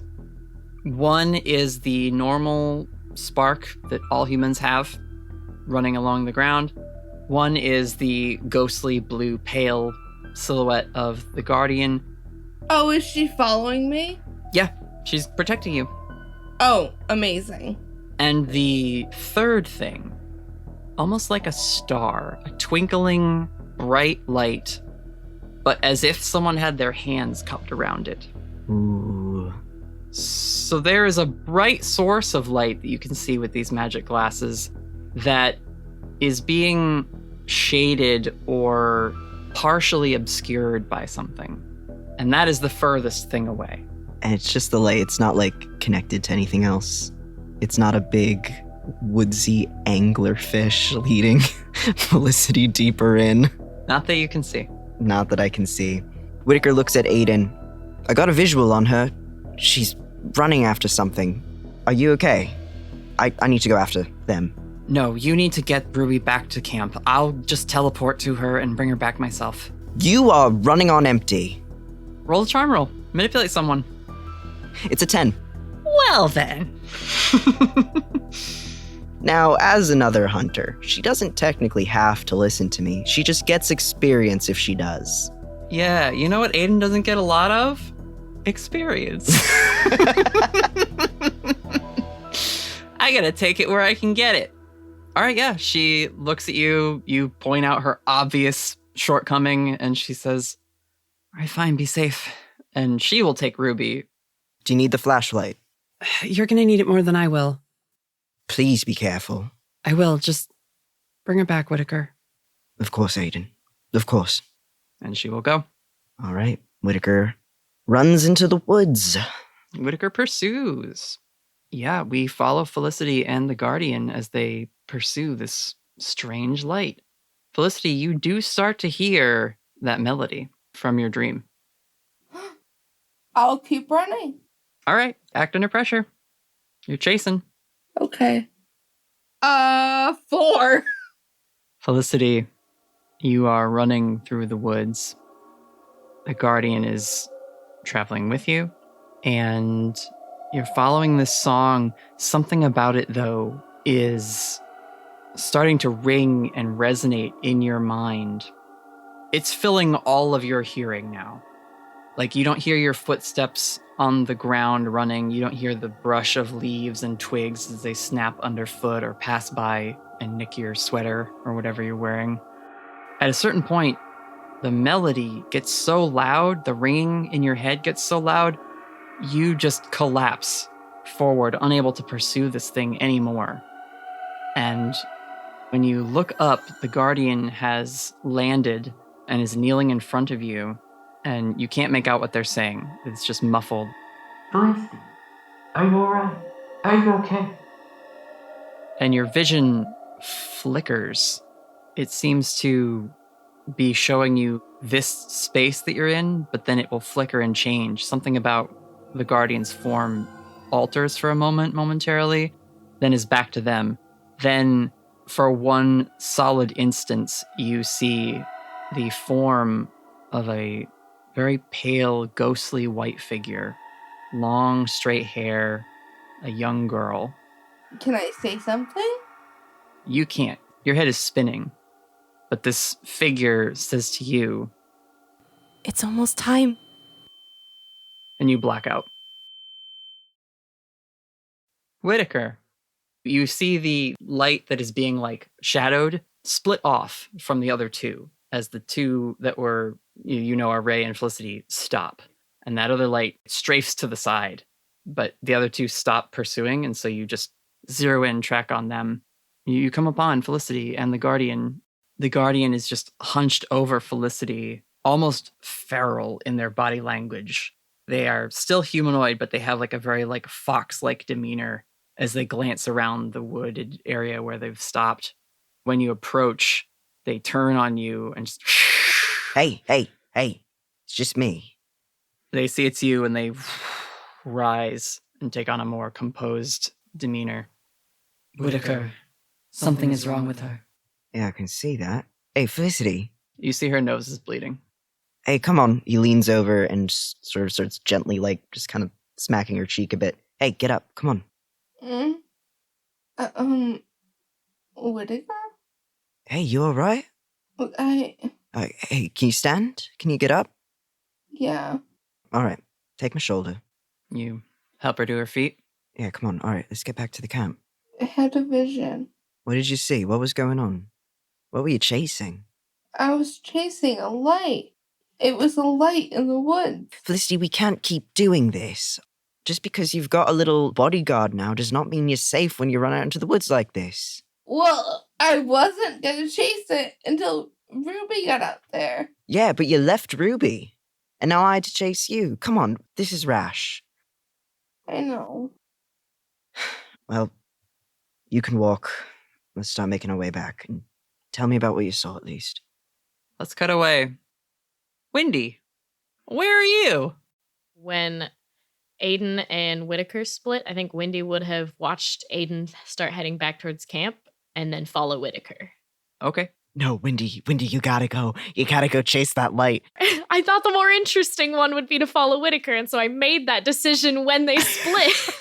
I'm not gonna spell out Wendy's character for them, but they don't give a shit about Whitaker. They don't give a shit about the Guardian. They might give a shit about Felicity. They might. But Whitaker only just started paying attention to them in the grand timeline of things.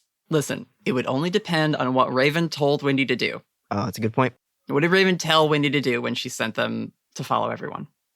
Raven would have told Wendy to follow the group and make sure they're okay. So my thinking is if Aiden is turning around to head back to camp, there's no reason to follow Aiden because Aiden is coming back to Raven. Windy would continue with whoever is going furthest away to like keep an eye on that group. Because Windy always ends up being like the scout for Raven. Oh, so it's Windy and Whittaker that woke up Felicity. Yeah, Windy would have just been following along next to Whittaker, not trying to be stealthy or anything, like making it very clear they're there the whole time, and would have just been there and saw all of that and would have walked back with them. So, Raven and Hugo and Damien, you guys are back at camp. What do you do while you're waiting? Finally, the barking has stopped. Oh. Yeah, look, I'll save the sea monster, the Van Meter monster, the snipes, but that fucking barking. Oh, I'm sorry, you guys both like dogs. I'll stop. Flip. Did Damien say flip out loud as he flipped the burger? Yeah, I'm not going to Foley a flip. It's an audio podcast. He has to. Flip. I think Raven's kind of ignoring Damien. Partially because he's probably talked shit about Ruby in the past. And they've just gotten used to like, whatever, he just doesn't like dogs. And partially because she's like a little bit embarrassed that she asked for his help. And then he didn't help her and then she hurt herself. And so she's just like, just not going to talk to Damien right now. Yeah. Raven's got like the ice on her ankle. And I think she's frustrated that she couldn't follow to help. Mm-hmm. I think she's going to try and heal herself. Okay. Yeah, roll use magic. Maybe not in the best headspace for it, but she's going to try. Desperate times and all that. Yeah. Cool. That makes sense. That's a 12 total, and I get a bonus thing with advanced moves. Very cool.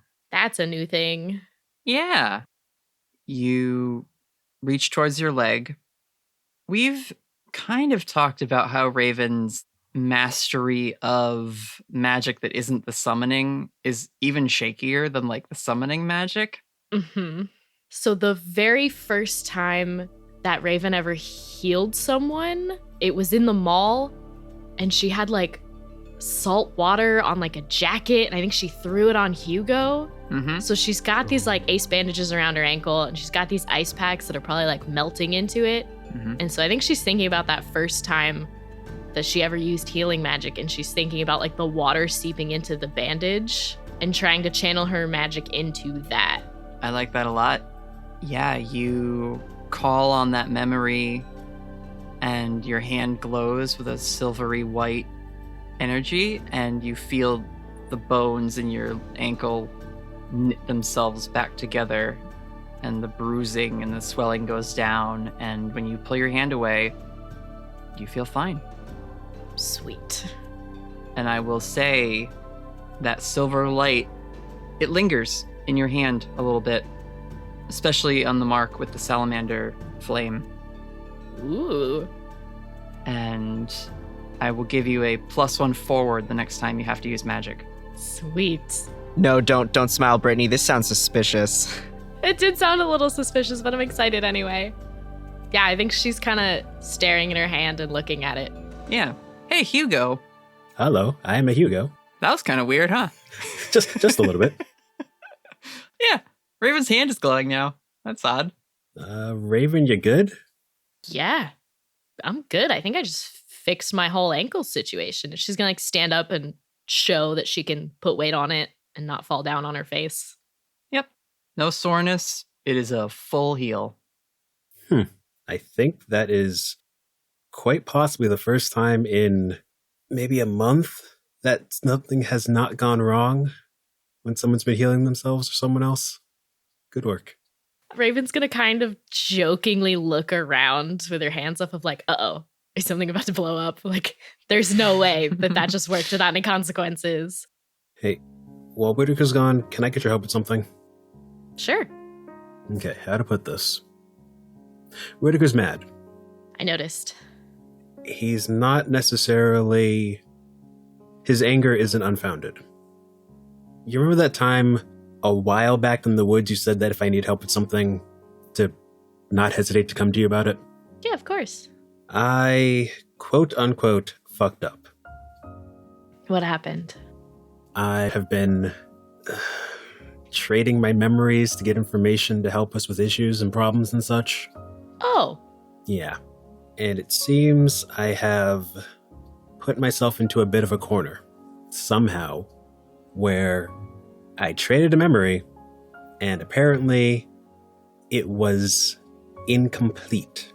And now I have this storytelling spider spirit saying stuff about how I need to fix my memories and get my stuff sorted out and everything. And apparently there's large portions of my memory that I just don't have. That weren't because of him. Something else.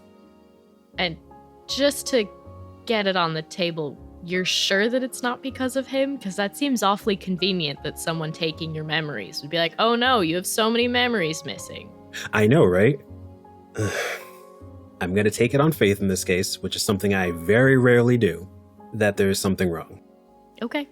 And I'm realizing that if my memory is being bad about stuff, maybe I'm fortunate enough that it's just my actual ability to recall and not a fully non-existent thing. Like, are you familiar with the concept of when people forget stuff, their body remembers it? I think so, yeah. Like, you can tell someone a joke if they're amnesiac and they forget the joke. If you tell it to them again, they'll react as if they had already heard it, even though they know they haven't heard it. Okay.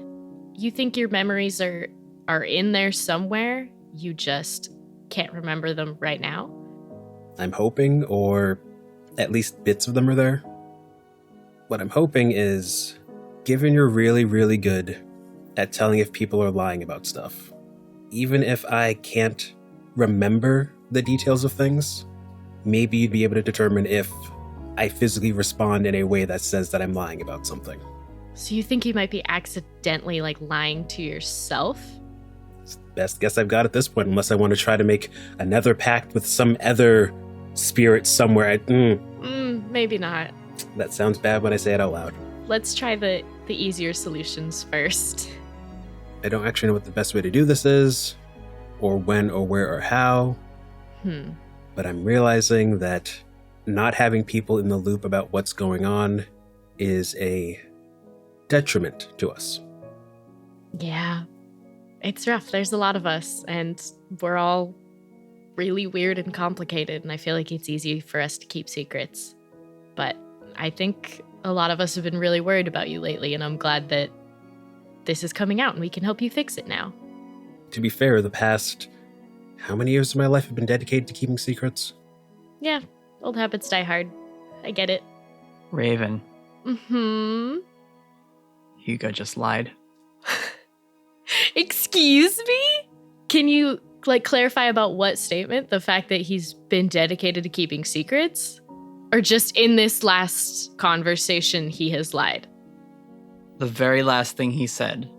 The last few years of my life have been dedicated to keeping secrets. Something about that is wrong. Oh boy. And I will say you know this because his eye twitches a little bit. It's one of the tells you have learned to pick up on when people are telling something that's not entirely true. Let the minigame begin. I am now struggling with, should Raven immediately tell Hugo that she noticed that, or should she hang on to that? I don't know. What do you think Raven would do? I think she's going to hold a finger up towards him and say, I think you just lied to me. Oh, come on. Really? Just a little bit. Great. Just great. This is going to be fun. Damien, can I have a burger? Please. As you turn to say that, you actually bump into him. He's been standing next to you two, but he has headphones in, so he hasn't heard a single word. But on top of the plate are both of your burgers, completely ready to go and everything. You guys told me not to eavesdrop, so I didn't. Your burgers are ready. Raven's gonna say thank you and try to enunciate it really clearly so Damien can understand. And she'll take the burger. Okay. Are you guys still good? Nodding and thumbs up. Yep. All right.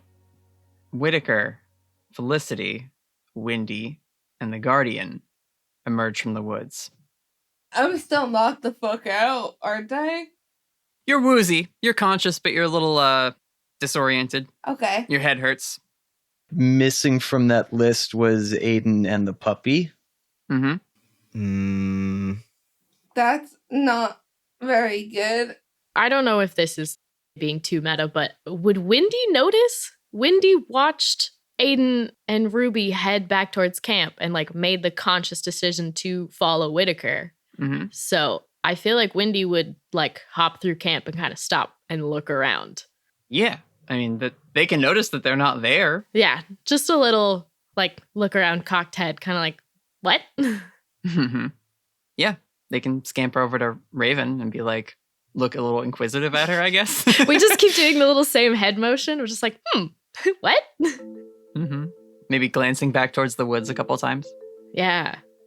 All right, Felicity, you sit down and get yourself some water. Where's Aiden? I saw that, Emery. I know you did. Oh. Where's the dog? I told her to take a flashlight.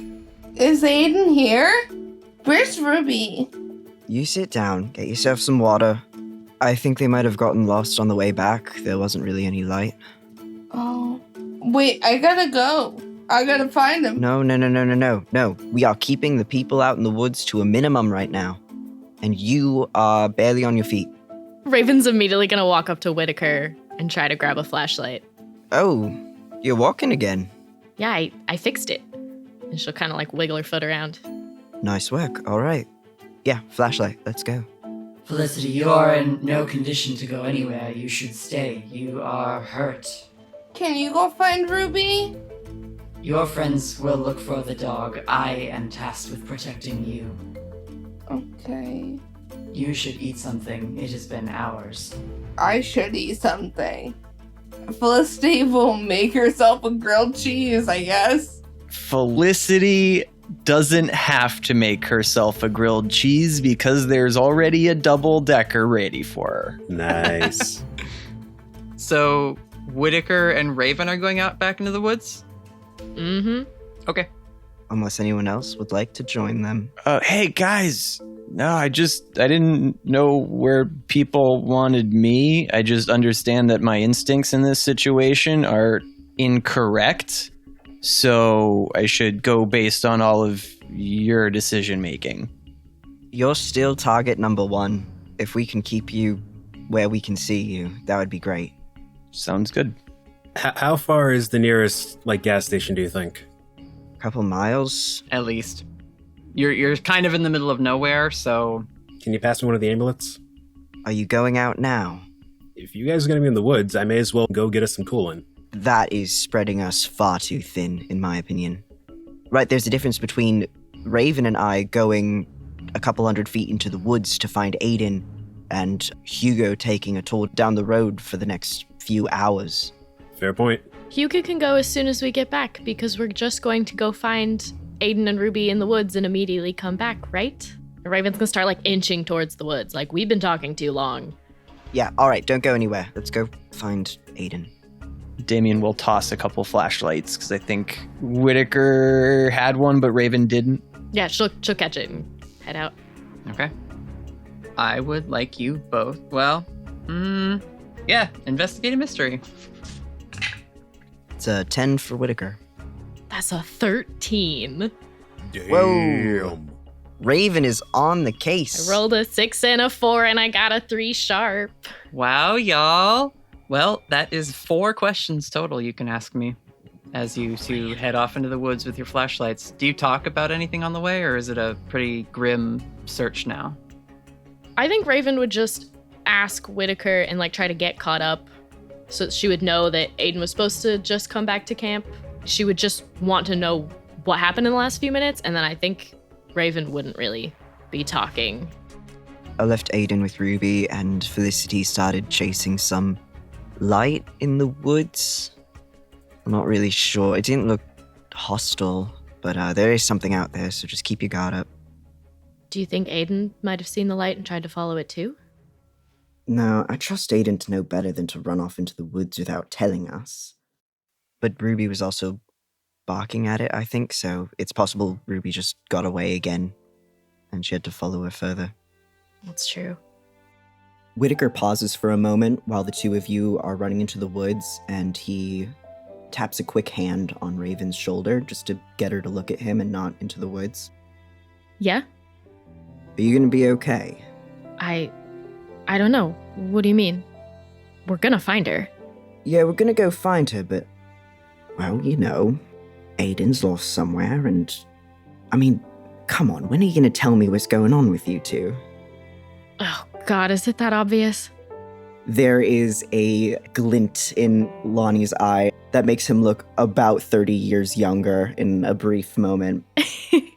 Well, it's not obvious, but I saw the way the two of you were nudging each other around the fire. Not to mention, I know the whole shit with her magic failing is fairly a recent development, but even so, you're always the first to freak out a bit when she gets in a scuff. It's just... I mean, I care about her so much. I don't know what I would do without her. And I don't know how to tell her. I want to, but it never feels like the right time. And even if I did... Oh, Raven, you don't think that she's... What? Raven's staring at him blankly. Oh, all right. Whitaker, I'm really worried. Listen, we're gonna find her. It's gonna be okay, and you're young. You'll figure it out. If you say so. Let's keep looking. Do we hear Ruby barking at all? You don't hear barking, but, you know, it's quiet. It's the woods. There are maybe some frogs and things croaking. You listen very carefully, Whitaker, and you hear the little jingle of a tag on a collar. A little off to the side in the woods. Ooh. You get a little closer. You start to hear panting. Hey. Shh, Raven. I think she's over here. Ruby? Ruby, come here, girl. You here? Ruby, come. And she comes out of the underbrush. Her lead around her collar is ripped. Oh, shit. Don't like that at all. Can I ask what is being concealed here? Well, Ruby pads over to the two of you. Is Wendy with you, Raven, I would assume? Yeah. Okay. Ruby pads over, sniffs at your feet, looks up at you. Her ears are less intense now. So, like, one of them's got, like, the corner turned down a little. She's patting in between your legs. She's happy to see you. Her tail's wagging. She seems way less agitated than she did when she took off the first time. Can we tell if the lead was, like, ripped or was it chewed? The fibers at the end of it look like they were torn apart, not cut or chewed at and mangled. Literally just, like, ripped apart. Okay. Whitaker is going to take out one of the phones, and he's going to call Aiden's cell phone. Sure. That also helps with your where did it go. The tone of her burner phone rings a few yards from where Ruby came just now. Shit. Raven's gonna not quite sprint, but, like, start walking fast towards the sound of the phone. Making sure Whitaker is still with her. Like, she's not trying to take off without him, but she's going fast. Oh, we're both running. Okay, good. Yeah, you guys take off. Ruby follows you. Someone probably should, like, grab onto her collar. Oh, yeah. She's not, like... I don't know what to do with her now. Yeah. She's coming with us. She's coming with you, and you come upon a clearing, and you see Aiden is lashed to the trunk of a tree. Whoa. By a bunch of these vines and roots at her feet, just, like, held, pinned against it. And her head is hanging down, like she's been knocked out. Shit. Aiden, what the fuck? He's gonna run over, and, he's got a big knife. Yeah, you do. I think Raven might also have a big knife. You do also have big knives. You do. With our knives combined. Yeah, you start to cut her down. She's breathing, but quietly. Does she look hurt in any way other than just being, I imagine, like, scratches and stuff from the... Yeah, pretty much that's it. Scratches and things. There's a couple parts of her like jacket that are torn, and she's got some like new rips in her jeans, but she's not like bleeding out of a huge hole in her or like has like a deep gash anywhere. No like bumps on the head or anything? No, not really. Okay. All right. No blood coming out of the nose? No, none of that. I'll say she's got like a pretty bad scrape on like her forearm. I was gonna ask what happened here, but I feel like you kind of just answer that, unless there's anything else you can give us from surveying the area. I'd like to ask, what was it going to do? That's good too. You see in one of her hands is the other end of Ruby's lead, and what looks like a rug burn on the palm of her other hand. Ooh. So you could maybe guess that in a fit of like panic, she just tore the lead off so that Ruby would not be trapped with her. Oh. And is still like hanging on to that even in her unconscious state. Like the muscles of her hand just kind of locked around the end of the leash that she had. Ooh. Yikes. What was it going to do? For that answer, I will say Aiden kind of stirs and sort of falls into the two of you as you finally cut the last weight-bearing vine. And she comes to. She's like, what? Whitaker? Hey. Where's Ruby? She's right here. Are you okay? Licks at Aiden's face a little bit. Oh, okay. All right. Okay. Hey, we gotta get out of here. Yeah, in fact, as also part of your what was it going to do, I'll say, Whitaker, you still have the glasses on? Oh, yeah. You see that light moving beyond in the tree line. It's a ways off. You kind of see it, and you hear that same, like... It's such a great little noise. So yeah, that little trill happens as it kind of alights through the trees a little distance off. Can Raven see it as well? Yes. Okay. It does not appear to you as a bright light being concealed. It appears as that soft, yellowy glow, like the firefly. Okay. Does it look like it's coming towards us or moving away from us? No, it kind of is just dancing amongst the boughs and trunks, meandering randomly. It doesn't seem to have a lot of intention in its movement. I still don't trust it. Aiden says, yeah, we gotta get out of these woods. There's something in here. Yeah, no kidding. What the fuck happened to you? I don't know. The plants just started coming at me. We can talk about it on the way. Raven's gonna like arm over her shoulder, like freaked out. Let's get out of here. Sure. Yeah, you guys can head back out of the woods. You've got your flashlights. You both kept better track of where you were going this time. And the 3, 4, 5. God, so many. The 3 humans, the dog, and the spirit emerge from the woods. And you are all reunited at the camp. And everyone's still there at the camp when we get back? Yes, everyone is at the camp. Okay. These are the things we need to start asking. Took you 15, 20 minutes. It wasn't bad. Felicity has eaten and maybe gone to bed? Or are you more cognizant now and kind of staying up to wait for people to come back? I'm awake. I'm by the fire. I'm waiting for everybody to come back. Oh. Raven will pass Ruby to you as soon as they get back to the camp. Just like plop her in your lap. Ruby! Looks at your face. Tries to eat you half of your burger that isn't eaten yet. That's fine. I'll let her have it. Oh. You see Raven supporting Aiden as they walk out of the woods. Aiden looks a little worse for wear, but not like ruined. What happened? Are you okay? Yeah, I'm alright. Something in the woods came for me. Was it the light? I don't know. I didn't see it. I just, my foot got stuck and then things started grabbing at my jacket and I don't know. She was caught up in all these branches, like up against a tree. Your dog happened and Damien's going to toss a fresh collar and like lead that isn't broken over onto the ground by the pup. Ooh. Damn. Can't even be mad. Damien, it was not my dog. There's something out there. Did you see the light? Yeah. You did? It was still there when we were bringing Aiden back. It was kind of off in the trees. It looks like whimsical. Natalie, is that right? You could describe it that way. It looks meandering. Okay. It's like a dancing floaty light that makes cute little noises. It's kind of whimsical if it's terrifying. I still don't trust it. Great. There's fairies in the woods. We gotta go.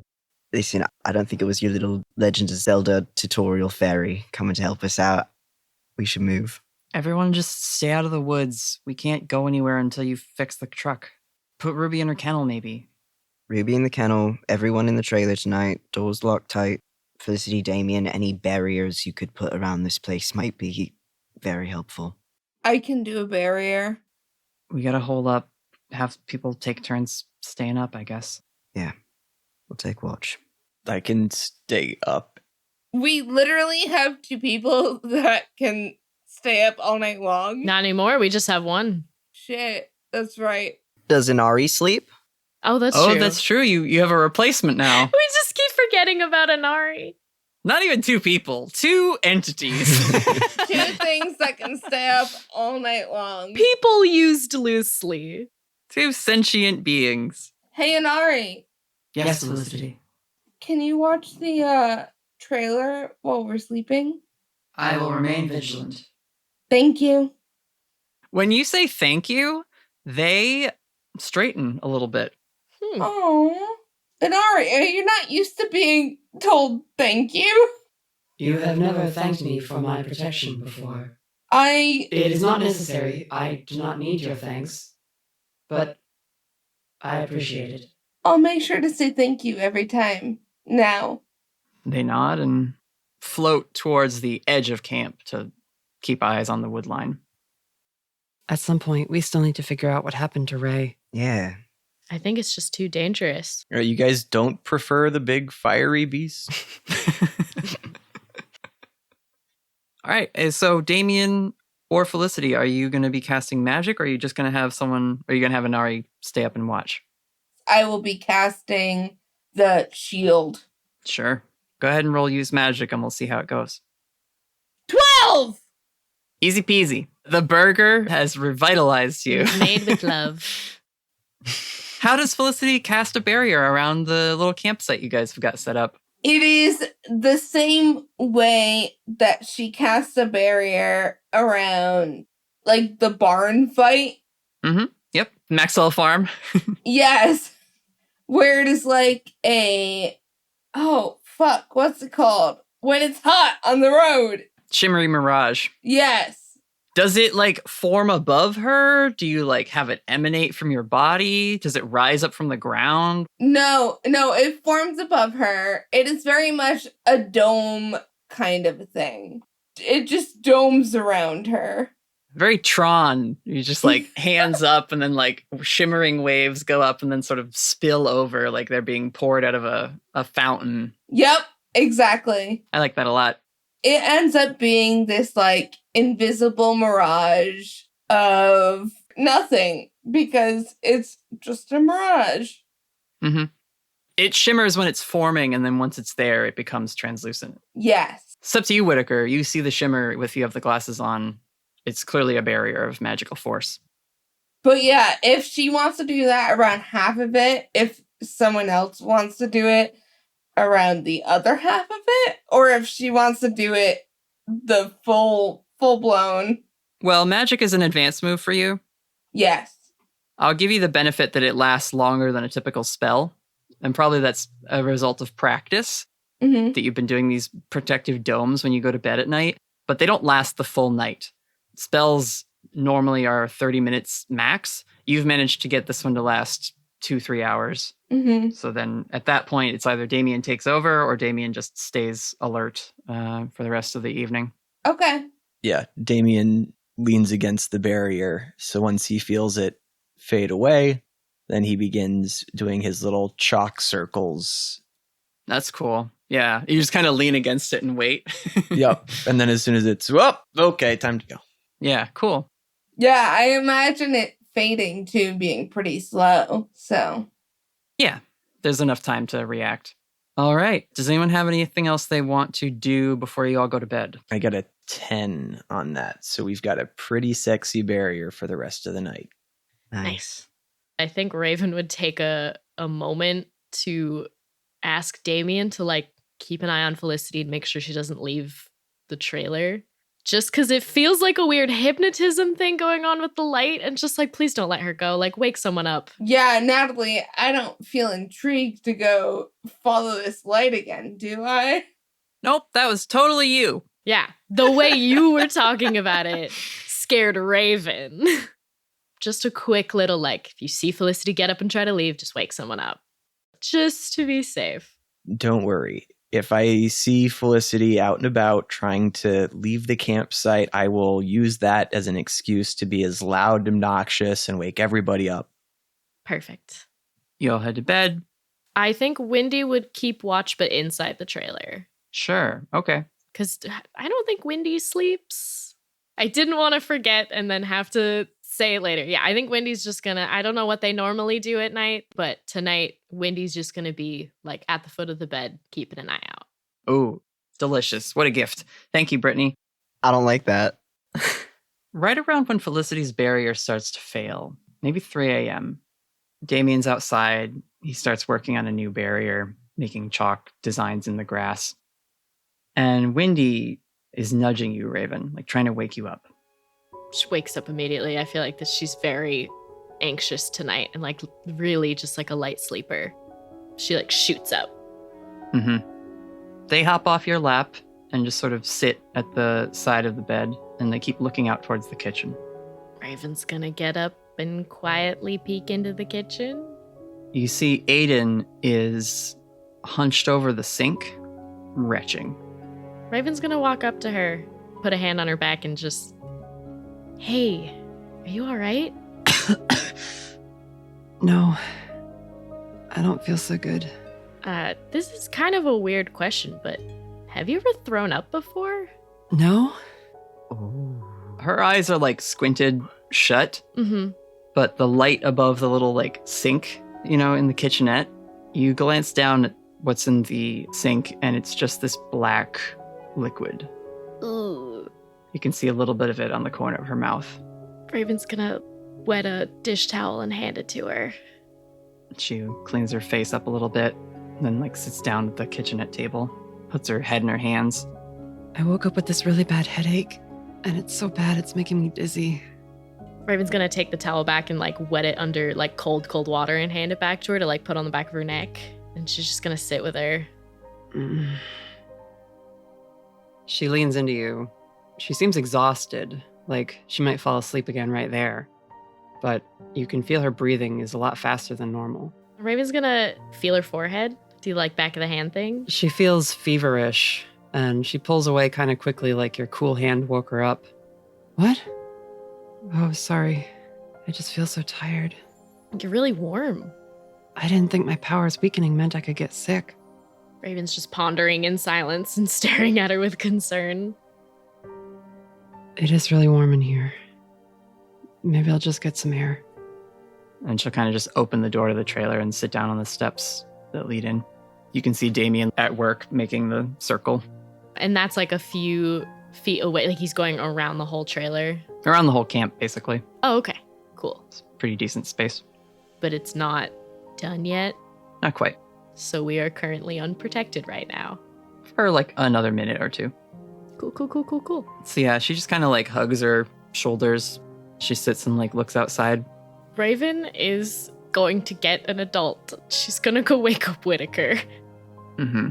Just to like, she's trying not to take her eyes off Aiden, but she's also very scared to be alone while this is happening. Someone else needs to wake up. Sure. Yeah, if you call into his room, Whitaker, you probably also are a snap awake kind of person at the moment. Yeah, Whitaker's up. Yeah, all right, I'm up. Something's wrong with Aiden. And then right back to the door where Aiden is. Aiden, what's going on? Whitaker, you can see she's like shivering a little bit. You see on her right hand, which is like crossed across herself, it is like gripping her other arm pretty tightly. And the nails on that hand start to elongate and blacken. No! And she says, Whitaker, something's wrong. I feel awful. Hey.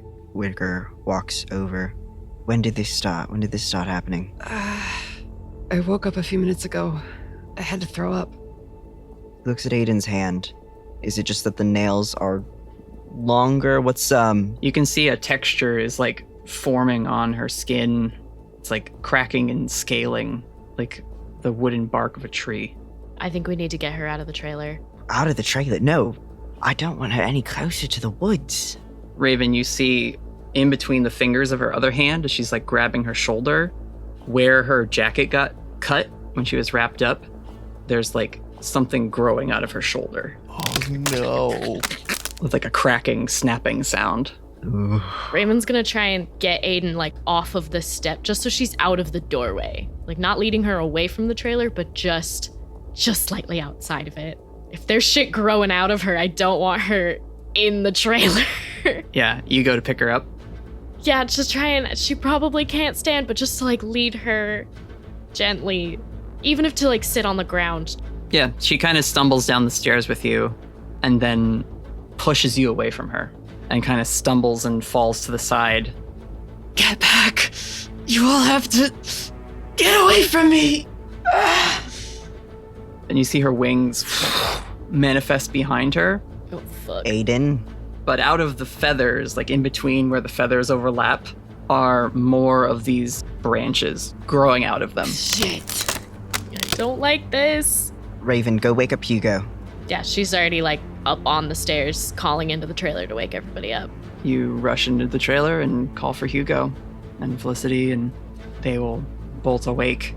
And as you turn back, you see Aiden getting to her feet, turned away from you, and her wings, which started gold when they first appeared, but are now turning brown and withering like dried dead leaves, almost like last fall's foliage. Whitaker, do you have the glasses on? Yeah, I think he put them on as soon as the wings came out. We've established that as you've been watching Aiden every now and then through the glasses, her light that used to be a blinding thing has been diminishing. Mm-hmm. When her wings flared out and you put the glasses on, for a moment, it was as bright as the sun once again. Ooh. However, everywhere the branches are growing and this bark texture is forming on her arms and legs and just piercing out of her clothing that she's got on, the light is starting to be concealed. Oh, no! Like what you saw in the woods before. Fuck! She whips around. You see her bright amber eyes looking at you, horrified. Get everyone away! Her eyes go from amber to black with amber irises as more of the bark just like forms a mask over her face and the jaw of it splits. Holy fuck. And that's where we'll end our session. Oh no! What the fuck? I finished the barrier, guys. Jamie over there just like, well, all set. That seems all right. Oh no. Oh my god. Oh dear God. I've thought we were completely fucked before, but well done, Natalie. Yeah, Dryad Aiden. Fuck, this is amazing.